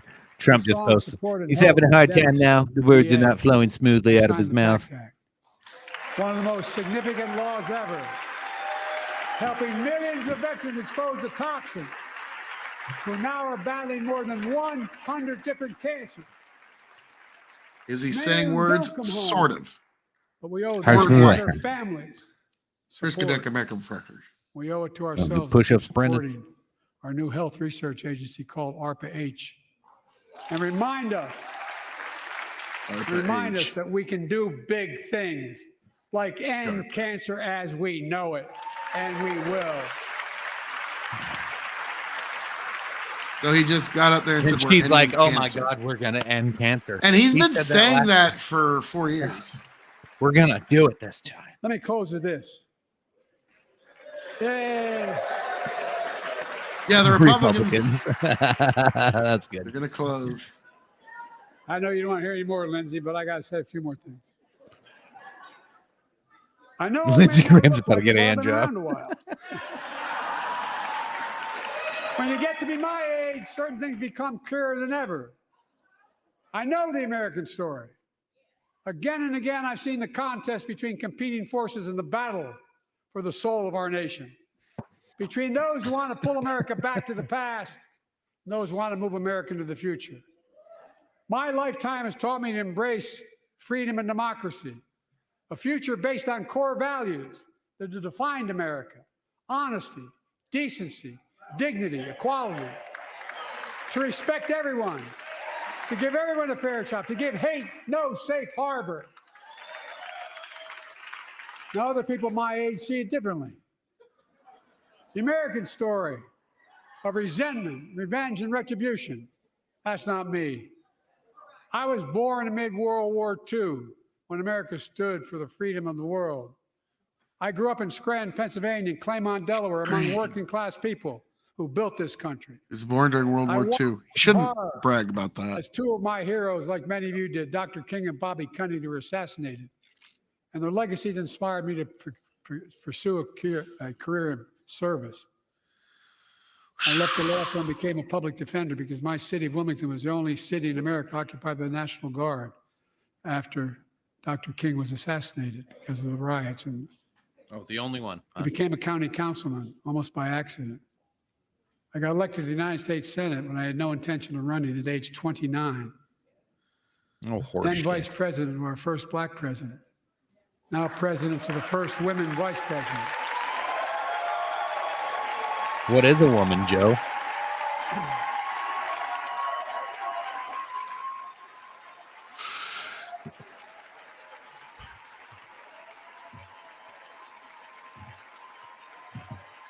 In my career, I've been told I was too young. By the way, they can let me Nobody on the told you Senate elevators for votes sometimes. Not a joke. And I've been told I'm too old. Whether young or old, I've always known what endures. I've known our North Star. The very idea of America is that we're all created equal, deserves to be treated equally throughout our lives. We've never fully lived up to that idea, but we've never walked away from it either. And I won't walk away from it now. I'm optimistic. I really am. I'm optimistic, Nancy. Nancy. He decides to name drop. I'm optimistic, Nancy. Do you think Tom's gushing over Nancy? Nancy looks like she put on some weight. Isn't how old we are. It's how old are our ideas. That ice cream. Hate, anger, revenge, retribution are the oldest of ideas. But you can't lead America with ancient ideas. It'll only take us back. You lead America, the land of possibilities. With ancient old men. You need Yeah. a vision for the future and what can and should be done. Tonight you've heard mine.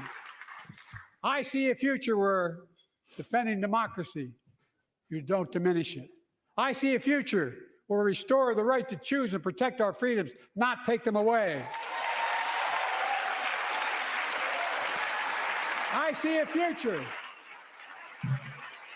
where the middle class finally has a fair shot and the wealthy have to pay their fair share in taxes.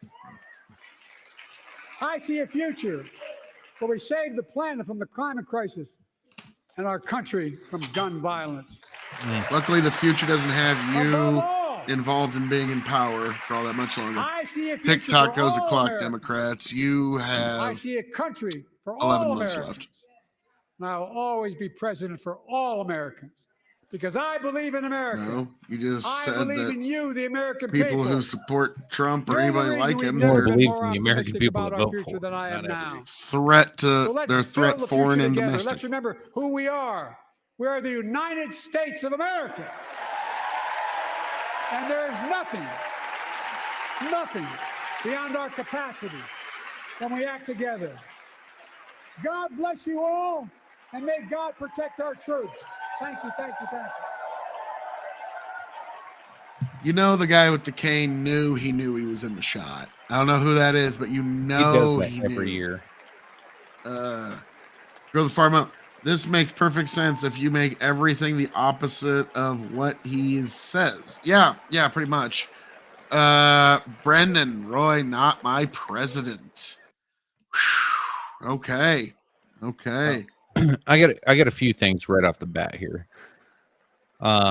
Number one, his like take on inflation is such a reductivist view, I guess. It's like a rich guy going, he's doing the let them eat cake. He's like, but I know it was like a 10% inflation for 2 years, but now it's down to 3%. Those things that cost 10% more for 2 years straight, now they're only 3% more than they were last year. So it's coming down, and your wages, they came up a little bit, but not at the same rate, nowhere near the same rate. But you pay a lot more for things now, but it's not as bad as it was. It still sucks. He doesn't say that second part. Like, holy fucking shit. The amount of inflation, like I went back, I pulled up, like, here's a great thing about it. I know you and Tony are gonna fucking hate me for this, but when you order, your groceries online and then you go pick them up, I get a digital receipt. I get to go back and look at my receipts from 2019 and see what I was paying for me, my wife, and my kid for a week's worth of groceries was about $250. You know what I pay now? What's that? Almost 500. It is almost doubled, and it's the same shit. I don't go after higher name brands. I still buy the same cheap shit. I still shop the same way. We've accustomed ourselves over the years to the same things. Almost double in our grocery bills for 2 weeks worth of groceries is almost double. Great example. These pure leaf raspberry teas. When we first started getting them, Used to be $1.25. I got them. Must have got in earlier because they were $1.09 for a little while, and now they're like $2.15 in the span of my daughter going from middle school to high school. So the problem, like when you look at that, well, inflation's only at 3%. Yeah, but we went through 2 years to 10%, and wages didn't follow.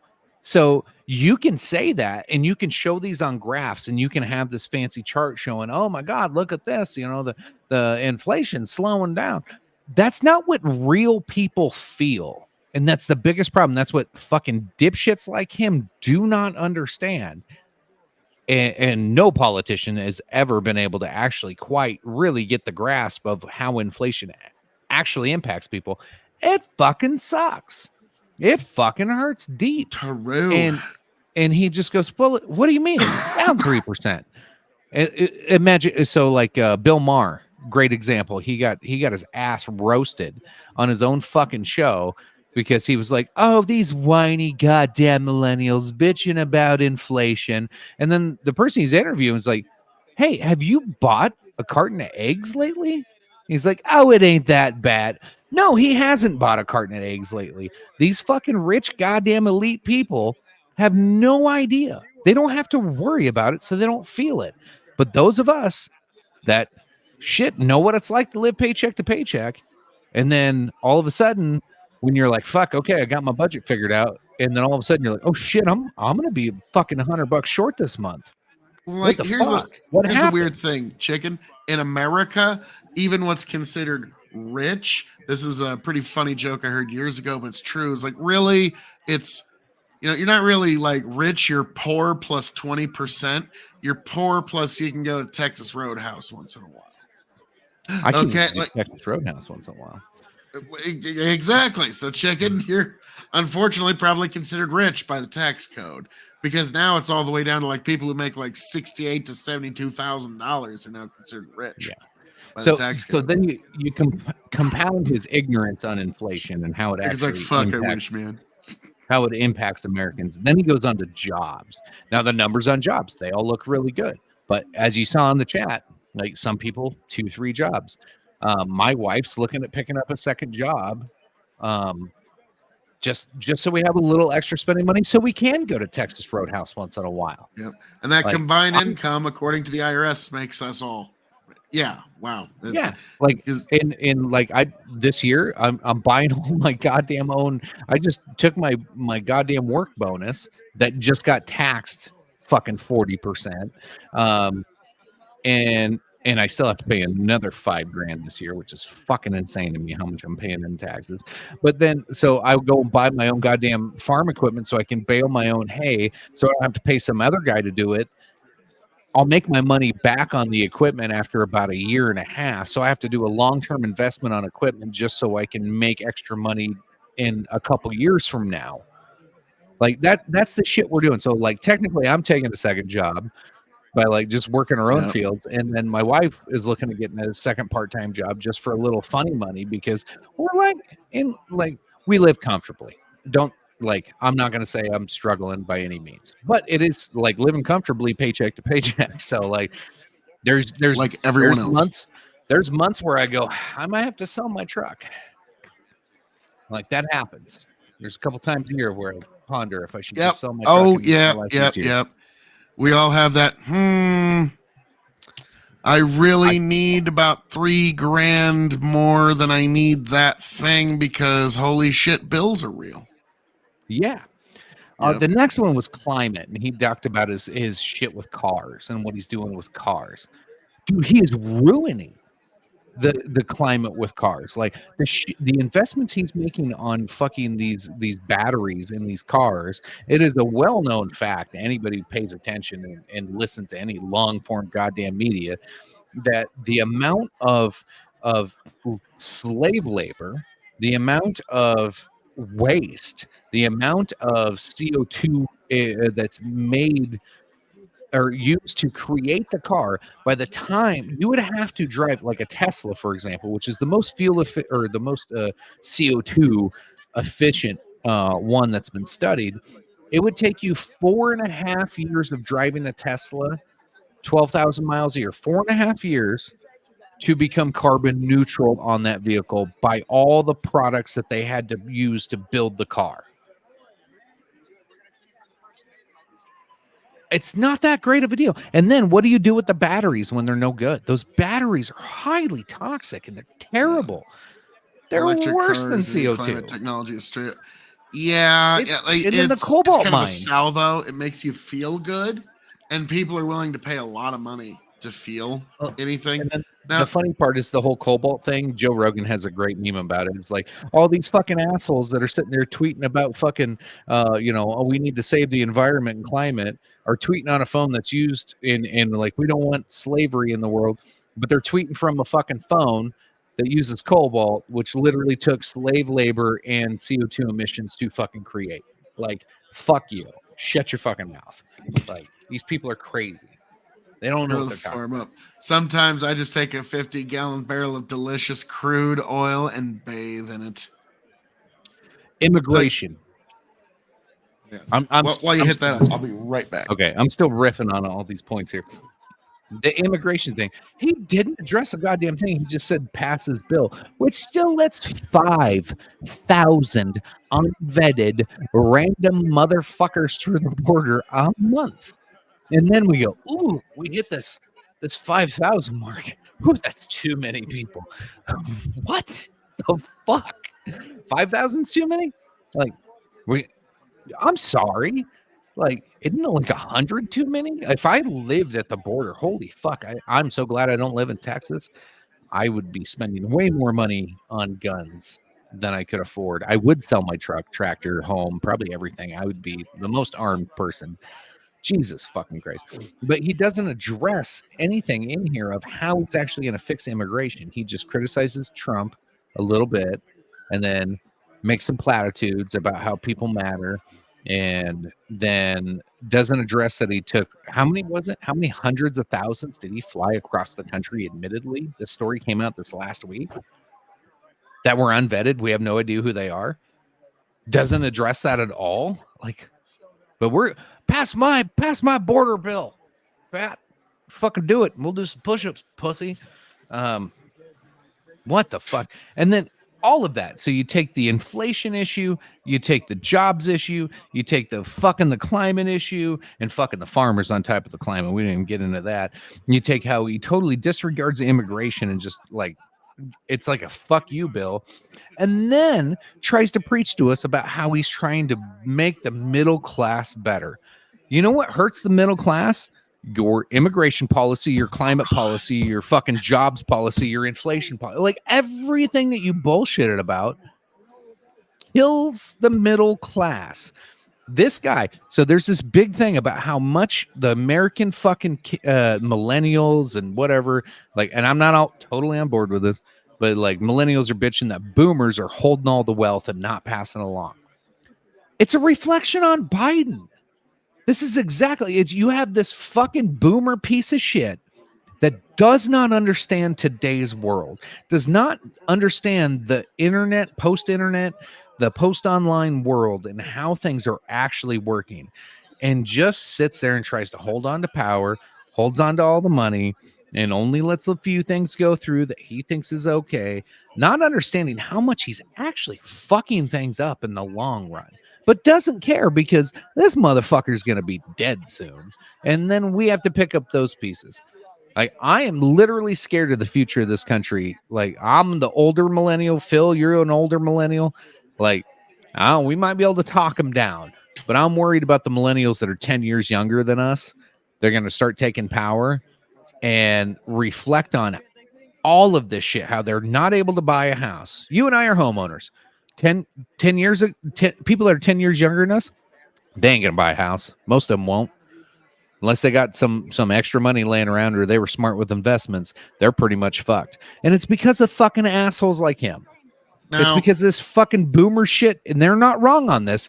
These boomer motherfuckers screwed them with all of this shit policy, which led to the inflation, the jobs, the immigration, the climate bullshit. It ruined your chance to ever come out of lower class into a middle class. The middle class is very few people now. It is it's this thin line in our economy. You either got it or you don't. And there's a few of us still alive in that middle class trying to survive. And he's trying to kill us too. Oh, Lord Almighty.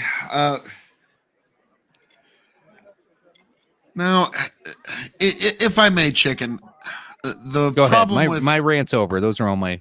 I still have to talk about Trump's gun thing, but I'll let you go. Yeah, now I had a point in there, but I can't remember what it was because I was like, all right, I'll let him rant, but I do have some things that I really need to address. Okay. Hold on, this is on Trump's True Social. Yeah, I'll switch to my full screen. He put Snapchat filters on Joe Biden. Oh shit! No, I want to switch to this one. Oh shit! He put a whole bunch on. He was having a good old time. So Trump, it's silly. He's such a boomer. But there you go.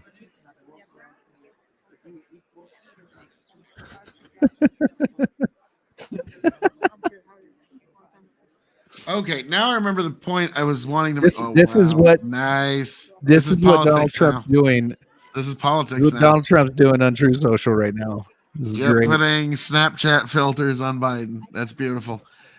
Now, when you were This is talking about the hilarious. boomers not passing the wealth, I told the kiddo this, and this is my advice to all Zoomers. And you're going to hate me when you see this when we get a little older.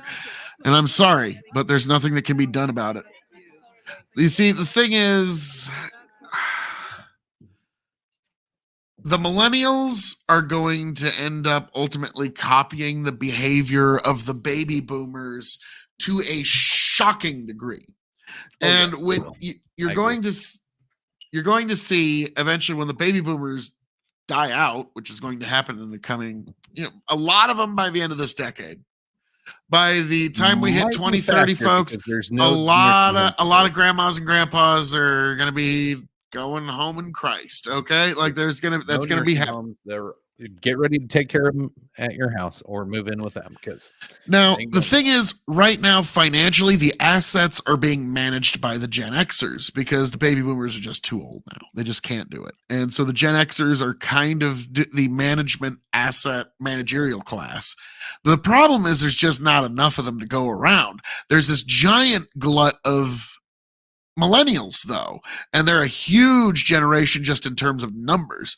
And what the Gen Xers and the Gen Zers are going to have to compete with, because they're two small generations sandwiching this very large one, is the millennials are going to come to the conclusion very quickly that they can vote themselves generous gifts from the public treasury. Mm-hmm.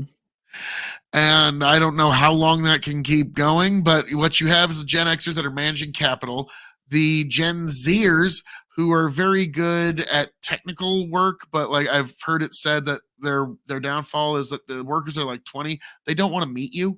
They don't want to talk to you. They don't want to like go to the company parties. They don't want So to there'll be engage. scammers and being scammed. Yeah. Yeah, they don't want to engage in office culture. They don't want to engage in corporate culture. They don't want to engage in job culture. They don't want to engage in any of that.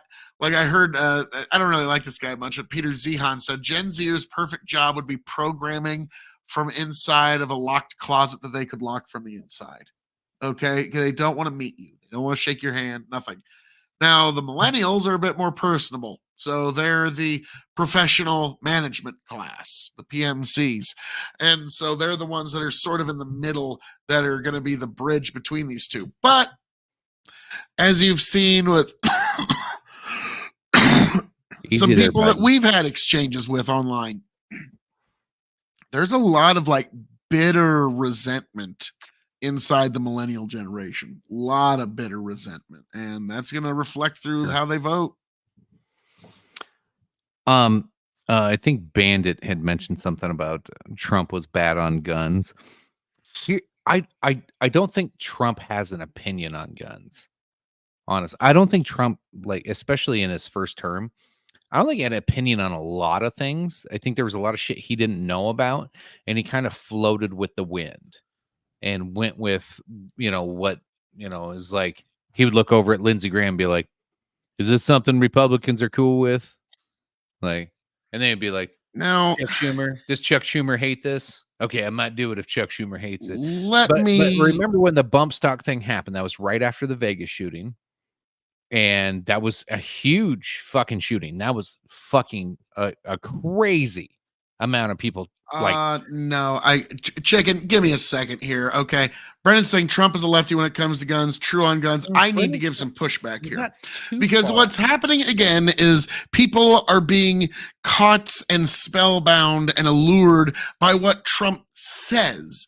And what I always say is remove the rhetoric, remove the things that he says, and look at the fruits of his labors. And he was actually a fairly moderate Republican president that was tremendously one of the best Second Amendment presidents of the best Second Amendment president of the 21st century in terms of the fruits of his labors with the people he appointed to the Supreme Court and the Second Amendment decision that we got.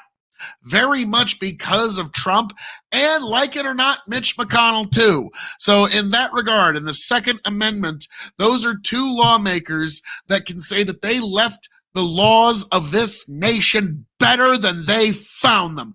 And by God, there's not a lot that can actually say that. And Trump actually ensured Second Amendment rights for an entire generation.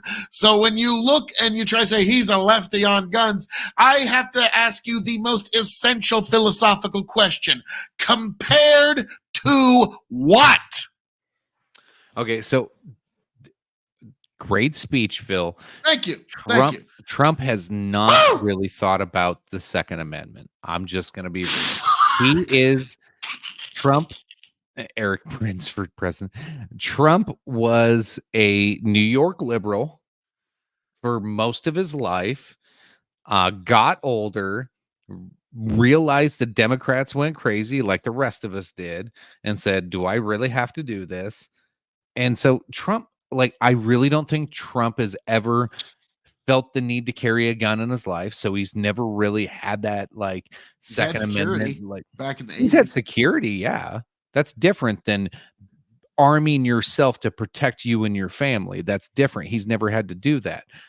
So his view on guns is not what the American people's view on guns are. And that's okay. And this is where, like, when you look at a politician's view, an elitist view, and like certain people's view, you have to understand like where they're coming from. Like, do I blame Nancy Pelosi for wanting to eliminate guns? No, because the bitch has like been protected by security her whole life, and she doesn't know what it's like to be one of us. Now I hate her guts for a whole bunch of other things, but like, yeah, she doesn't understand guns. So I think she should be void of having any vote on guns, other than being a woman. Joke. But in all seriousness, though, but here, let me finish my point. Trump's gun stance and his thoughts on bump stocks, that was totally normal for anybody in his position. That at that time, he's an outsider of politics, a liberal, elite, rich guy who's never had to carry a gun on his hip. And then we just had the Vegas shooting. Of course, they're going to scare him into wanting to ban bump stocks. I don't blame him for that. And then, like, the Supreme Court can deal with it. Sure. I don't like it, but I can understand it, and I can move past it and still think, okay, well, Trump's maybe not that bad on guns. He just is misunderstood and stupid on it. Like, most people that are in this arena are stupid, and we give them way too much credit. Donald Trump is not that smart of a guy on most things. Some things he's really smart on. Yeah, just made himself a billionaire multiple times over and made himself the elected leader of the free world on his first fucking try. But sure. No, he ain't that smart. You're not letting me finish. He ain't all that clever. Phil's not very smart on a lot of things, but some things he is. Just like Trump. There's certain lanes you were great in. Okay? We're all that way. Brendan, Bandit, Grow the Farm Up, you name it. Whoever's been in our chat, you were fucking smart on a couple of things. And you're fucking retarded on a lot of things. Just as I, just as Phil, just as Trump. And we got to stop holding fucking... Right 99.6% of the time, sir. Stop holding Trump on a fucking pedestal. Stop holding Biden on a pedestal. Stop holding anybody on... When you realize everybody in this fucking world is just about as average IQ as you and I, you kind of look at them and go, oh, wow, this is silly. And it makes you enjoy the ride a little bit more. Well, actually, funny enough, I said this exactly to my daughter a few weeks ago. I was like, once you realize that the world is actually a sea of idiots that are just as lost as you and I are. Then, even the most powerful ones. Yeah. There's times when they walk into a room and be like, what the fuck was I in here for? Okay. Like, yeah, it doesn't matter how high or mighty you are. You get the few Elon Musks out there that you're like, yeah, I don't want to do Even that. He does that.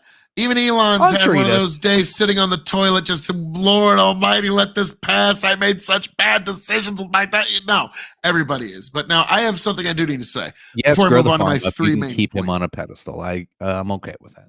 But what I will say is, when you're talking about like when certain politicians, when they go from having power to not having power, I've always loved like like when Nancy Pelosi eventually comes back to civilian life, which will happen eventually, or like when we had a very ambitious politician in Nebraska that got beat in the primary and he was out of political power.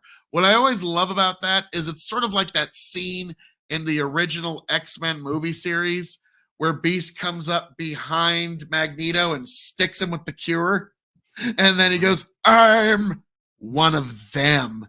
You know, one of those little people that you hate so much. Welcome back to it. You know, like there's actually something beautifully poetic about that, as much as I hate to say. Now, Chicken, I have to move on to a couple of things because this was an abysmal speech. And it was awful. Yeah. There's three things. I'm going to go in ascending order of importance. So we're going to start at the least important and get to the most dangerous thing that's ever been said in a State of the Union address in American history. So we will start at the bottom. Point number three. Biden's talking about how we need to make sure that we have price controls for everything, for drugs, for snacky cakes, for hotels, for concert tickets. Price controls here, price controls there. Why price controls? You can find them everywhere. Now, anybody that studies economics to any extent knows that when you get price controls, you get shortages. That's all a price control is a promised shortage. Bandit,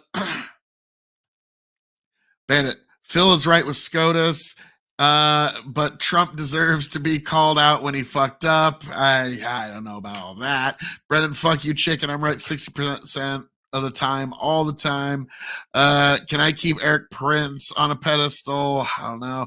Bandit, I'm MAGA, but I'm not an ideological sycophant. I was that way when I was a dipshit in previous elections.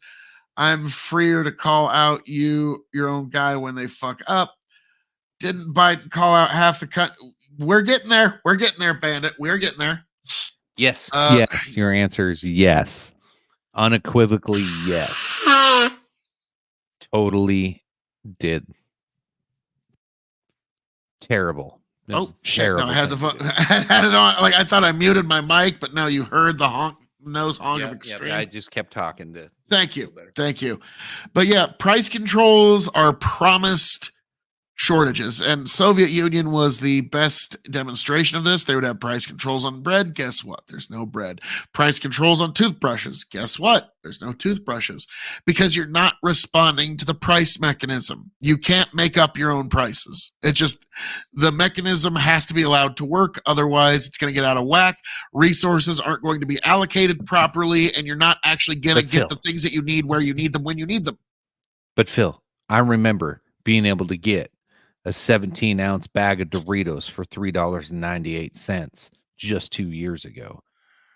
Yeah, now, I don't think Biden shrinkflation has anything to do with that. I get 5 ounces less. That's Doritos' fault. Frito-Lay's fucking me 5 ounces worth of chips and selling me the same amount, or the 5 ounces less for the same amount. That's their fault, right? No. We should. Yes, and that's all bad. That's all terrible. Like, that's economic illiteracy, and it's the kind of sycophantism to his voter base that is dangerous. I don't know. The alternative to it, here's the problem I have with this shrinkflation argument. Like, this shrinkflation is a problem. It's an inflation problem. You can call it shrinkflation all you want. Because like we bitched about it before during COVID of this being a thing, but it's really just inflation. Shrinkflation is hiding inflation from a company that's trying not to make things look as bad as they are. If you want to get rid of shrinkflation and you tell a company, I am going to regulate you, you do not get to change the size of your bag so you can keep the same price on it. Now, funny enough, what good does that do? All that does is make you have to sell the 20-ounce bag for $9 instead of, okay, now I'm going to sell it for 12 ounces for the $3.98. Yeah. Now, the profit margins aren't going to be that skewed on it. Like, this is stupid. Yeah. Regulating a company to change this, to not allow them to change the size of a bag is fucking retarded. I got to get in on this. Bandit goes, Brandon, send Phil some Murray Rothbard. Murray Rothbard's Economics 101 series of lectures is actually one of my favorite series of lectures of all time. And a lot of this is just plucked right from his Money and Price lecture, which I believe is a third lecture, and it's essential listening. It's about an hour and a half. It's quite something. It is but essential listening. It's great. yes. And so like, I to actually me, try to go back and listen to it once a year. Like, because I forget it Nice. sometimes. I'll listen to it in the background while I'm like chilling, playing a video game or something. A few hours in a year, I get a chance Okay, to. Destiny. No, I don't stream it. Okay, no, fuck you. I just no, chicken. You know what I do when I play a video game? I sit and I enjoy it, which is something. You know what I do? You know what I do when I listen to Murray Rothbard? I beat off.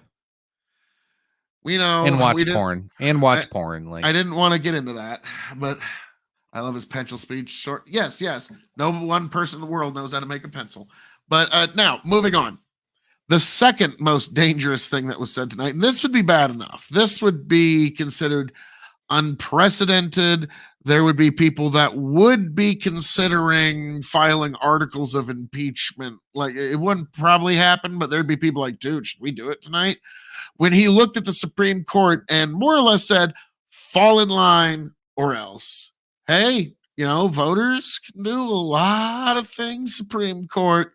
You better do what you're told. You better do what the right winky face thing is. Otherwise, can't be held responsible. That is... Can't be held responsible. The Supreme Court's always supposed to seem like it's above political considerations. Now I know why Amy Coney Barrett and Clarence Thomas. Jeez. Well, now I know why Amy Coney Barrett and Clarence Thomas declined to even be there, because okay, this is what I we're wouldn't doing. have taken that lecture either. Yeah. And Alito didn't come, and let's see who else didn't come. There was Kagan was there. Sonia Sotomayor was there. Let's see. Amy Coney Barrett wasn't there. See, Amy Coney Barrett wasn't there. So Alito, Barrett, and Thomas, we know weren't there. And we're pretty sure. And then Kagan, there was there 5 or 6 of them that were there. Roberts, I think there was 5. Kagan, and who else? Goodness gracious, I can't remember. Let me look. Yep, neither did Clarence Thomas. Yep, huge nuts, Clarence. Yeah, it's way at the beginning. And when the Supreme Court comes in. But yeah, I'm really kind of curious about who all came. Because there's Ted Cruz. Look at me with my beard. I'm trying. Right, just get us a good face shot of the Supremes. Here we go. There we go. That was a good one. Let me back it up. Okay, Ketanji Brown. Okay, forgot about her. She's the new one. She's the new kid on the block. So yeah, Ketanji Brown. She's there. Breyer, who just retired. Let's see, and Breyer. Back and up some more. Stevens. But yeah, so Ketanji Brown was there. Oh, John Roberts was there. Kavanaugh. God, what's the? Oh gosh, So I see Gorsuch, Kagan, and and Sonia Ketanji Sotomayor was there. So there were 6 there were of them there. 6. Ketanji, for 6 some reason, wasn't sitting up front with the rest of them. Yeah. So there were 6 there, and so then Ketanji was sitting behind him. So Amy Coney Barrett, Alito, and Clarence Thomas all skipped this one. You see Ketanji sitting back here. Yeah, why didn't she get front seat? Like, yeah, that's weird. The fuck? Like, I mean, like, do I agree with her opinions and shit? No, but I mean, she gets to sit at the cool kids table, whether anybody likes it or not. She fucking made it to the job. Yeah, what do you want? We all accept it. She's a Supreme Court justice. Yeah, like I don't get like why was she having to sit like I refuse still love to be the like Bernie moment. Sorry, Bernie wearing a mask. We just can't make the room. This Bernie general wearing a has to sit mask next might to have me. made the night for me though, because that was pretty goddamn fantastic.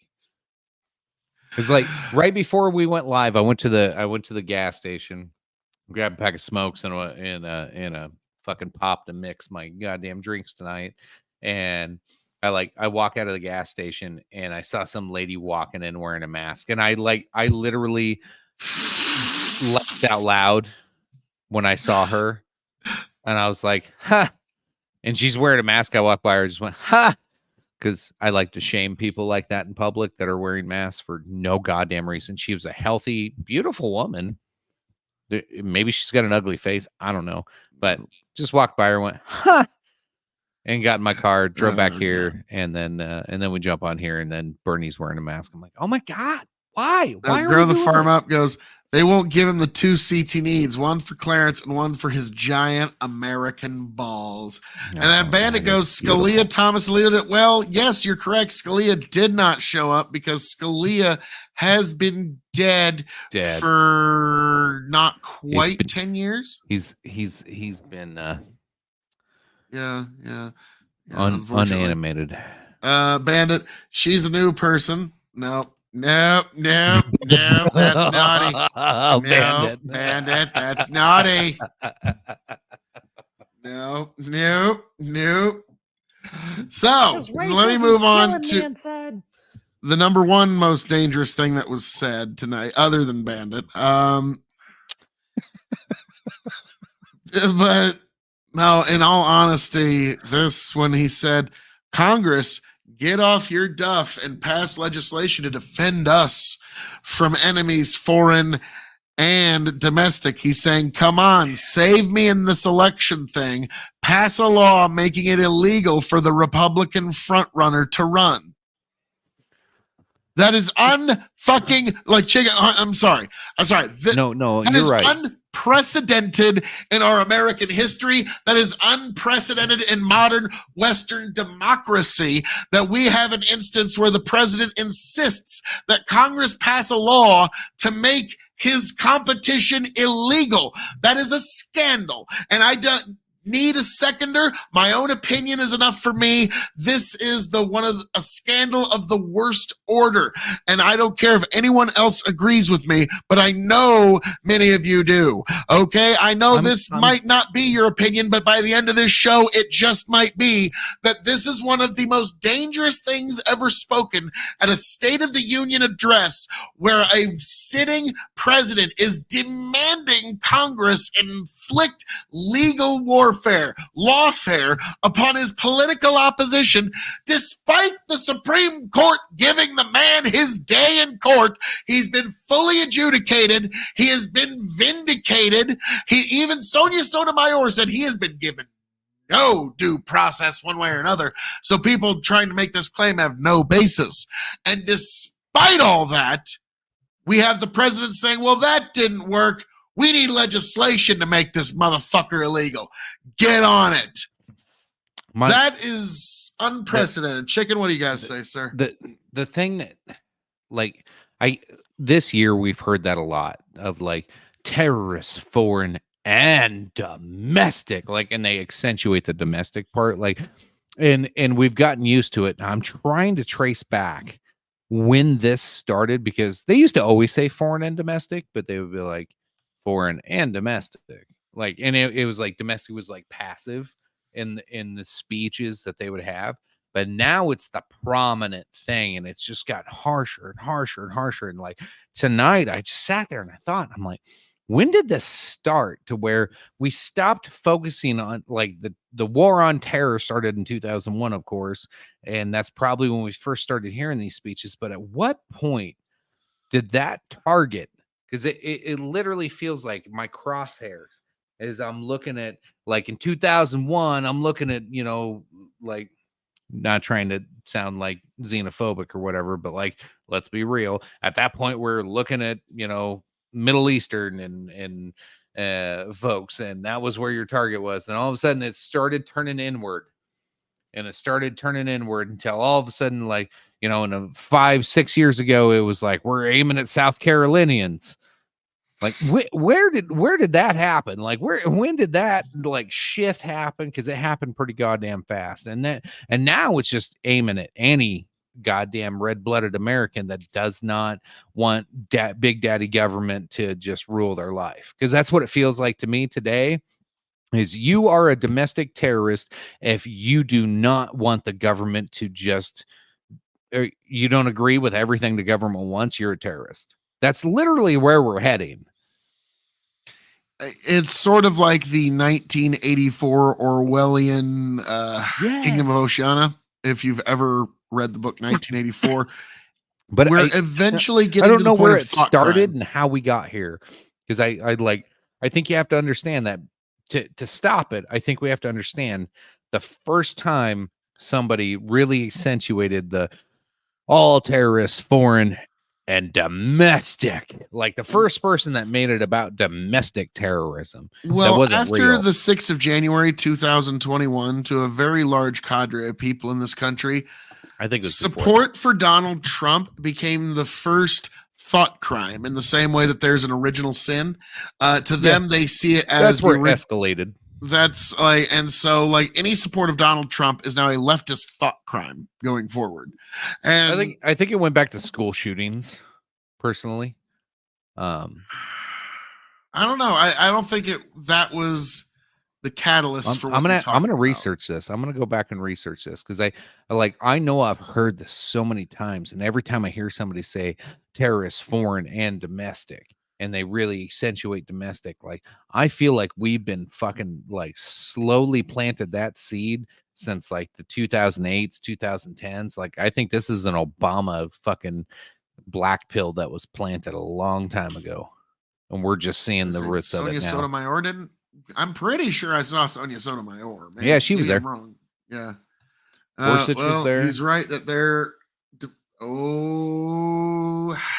Bandit. So yeah, that's the unfortunate reality. Is those were the 3 most dangerous things said tonight, and this is where we're at, folks. This is where we're at. I don't like it any more than you do. Trust you, me.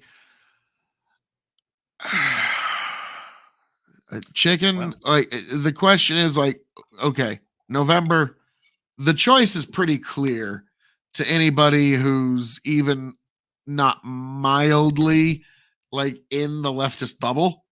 Like it's pretty clear what like needs to happen. And I keep saying it is the most entertaining option because people are like, well, Trump's got all his indictments. Exactly. So what's going to happen? Nobody knows. And so that like unknown adds to the allure. And so there's going to be a lot of people that, you know what? Fucking want to see what happens. Click. And so they go with Trump on election day. And we're going to see what happens because it's going to be equally as emotionally charged this time around as it was last time. I don't think the turnout's going to be the same, though. I don't think it's going to be as good. I don't think they're not going to be able to use the mail-in voting system the same way in most states. Yeah, some states are already shutting that down now. And so, and like I said, Biden needs to crack 80 million votes to win. Like I know that sounds like what the fuck you talking like. No, in all legitimacy, he needs to crack 80 million votes or he's probably not going to win. And it wouldn't matter who he's running against, whether it be Trump, fucking DeSantis, Nikki Haley, or Marjorie Taylor fucking Greene at this point. It wouldn't matter. Well, Phil, I don't know if I told you moving back to South Dakota that I've left the Libertarian Party. Really, chicken? I'm not impressed with the Libertarian Party in South Dakota. I appreciate the Libertarian Party, and especially the Mises Caucus of Iowa. Those dudes, fucking hardcore. Love those guys. I support them 100%. But I'm no longer officially registered as a Libertarian. And in South Dakota, being one of the largest, fastest growing parties in the country, I am now a non-affiliated voter of South Dakota. You see that? Yeah, that's what I was hoping for. Ah, He thought that the was pain. good. Like you could see just the like. Is he a Republican? Is he a Republican? Like yeah, No, you like no. Chicken. I think we need to go out and clip that because you can almost see me like, You're like, oh my just God, is he gonna like say it? beaming. Like, is he gonna do it? Because like Chicken, unfortunately, like I'm gonna say the same thing to you that I say to Tony. Now you might actually intake at least a piece of this, where in an overwhelmingly Republican state, all you're doing is arbitrarily shutting down your voice by not being able to participate in the Republican primaries. That's where it's you more of a- really. No, I understand that. Deb Fisher sits in her seat by 5,000 primary votes. Yeah, no, I understand that. I'm not ignorant to the fact of what you're saying. I get that. Shut up, Normie. Nonpartisan brothers unite. Like right when you drop that chick, like shut up, Normie. Now, but that's what I like, especially in Not like states ignorant like to the Republican fact and of South that, but it's Dakota. more of like a protest to just the system in general. Because you know me, I'm still that like fuck you at heart. Like if Rage Against the Machine was still raging against anything but the machine. Well, Chicken, here's the thing. Where, like, if you want the ship of state to be steered in a different direction, where do you think you're going to have the most effect? Down in the lower decks protesting or with your hand on the actual helm? No, and I've thought about this, and I understand the natural reality of things. Like if I continue to be involved in politics and pay attention to politics, especially at the local level, I know ultimately I'll eventually have to become more of like a Rand Paul of the Republican Party. Yeah, I mean, there's like, and But there's like some right now, it folks that doesn't would fucking appeal to matter. you. I'm safe in this state now. And okay, so Thomas Massey. this year there was not a candidate to run against Rusty Johnson. If you don't know, or Dusty Johnson, if you don't know Dusty Johnson, and he's the dipshit that from South Dakota Congress, or he was congressman from South Dakota that introduced the TikTok ban bill, the original one, which was like the fucking Patriot Act of the internet. They use this little fucking redheaded dweeb from South Dakota that's a fucking junior congressman, and they had him try to fucking introduce it as a Republican. And thank God it got shut down, and everybody knew that was fucking horseshit. But like little dweebs, little pussies like Dusty Johnson do not need to be representing my state. So that's probably going to be my political mission locally, is to make sure we have a candidate that primaries him. He does, like, he's up for re-election this year. Chicken for Congress. They Not did not chicken? do no, I would not want to be in fucking politics. I can't lie that good. I am not That's that why good we of a need liar, you, guys. Chicken. But we need you to run as a Republican. So you just as well go down, Right. change that party registration now. Yeah. And I don't Now, have Brendan that kind Roy. of money. here's the unfortunate reality, Brendan. You're not going to like this, but okay, Brendan. Phil still No, thinks no, Republicans yeah, can fix yeah, things. yeah. Now, in terms of Republican voters, we got no new wars, which is huge.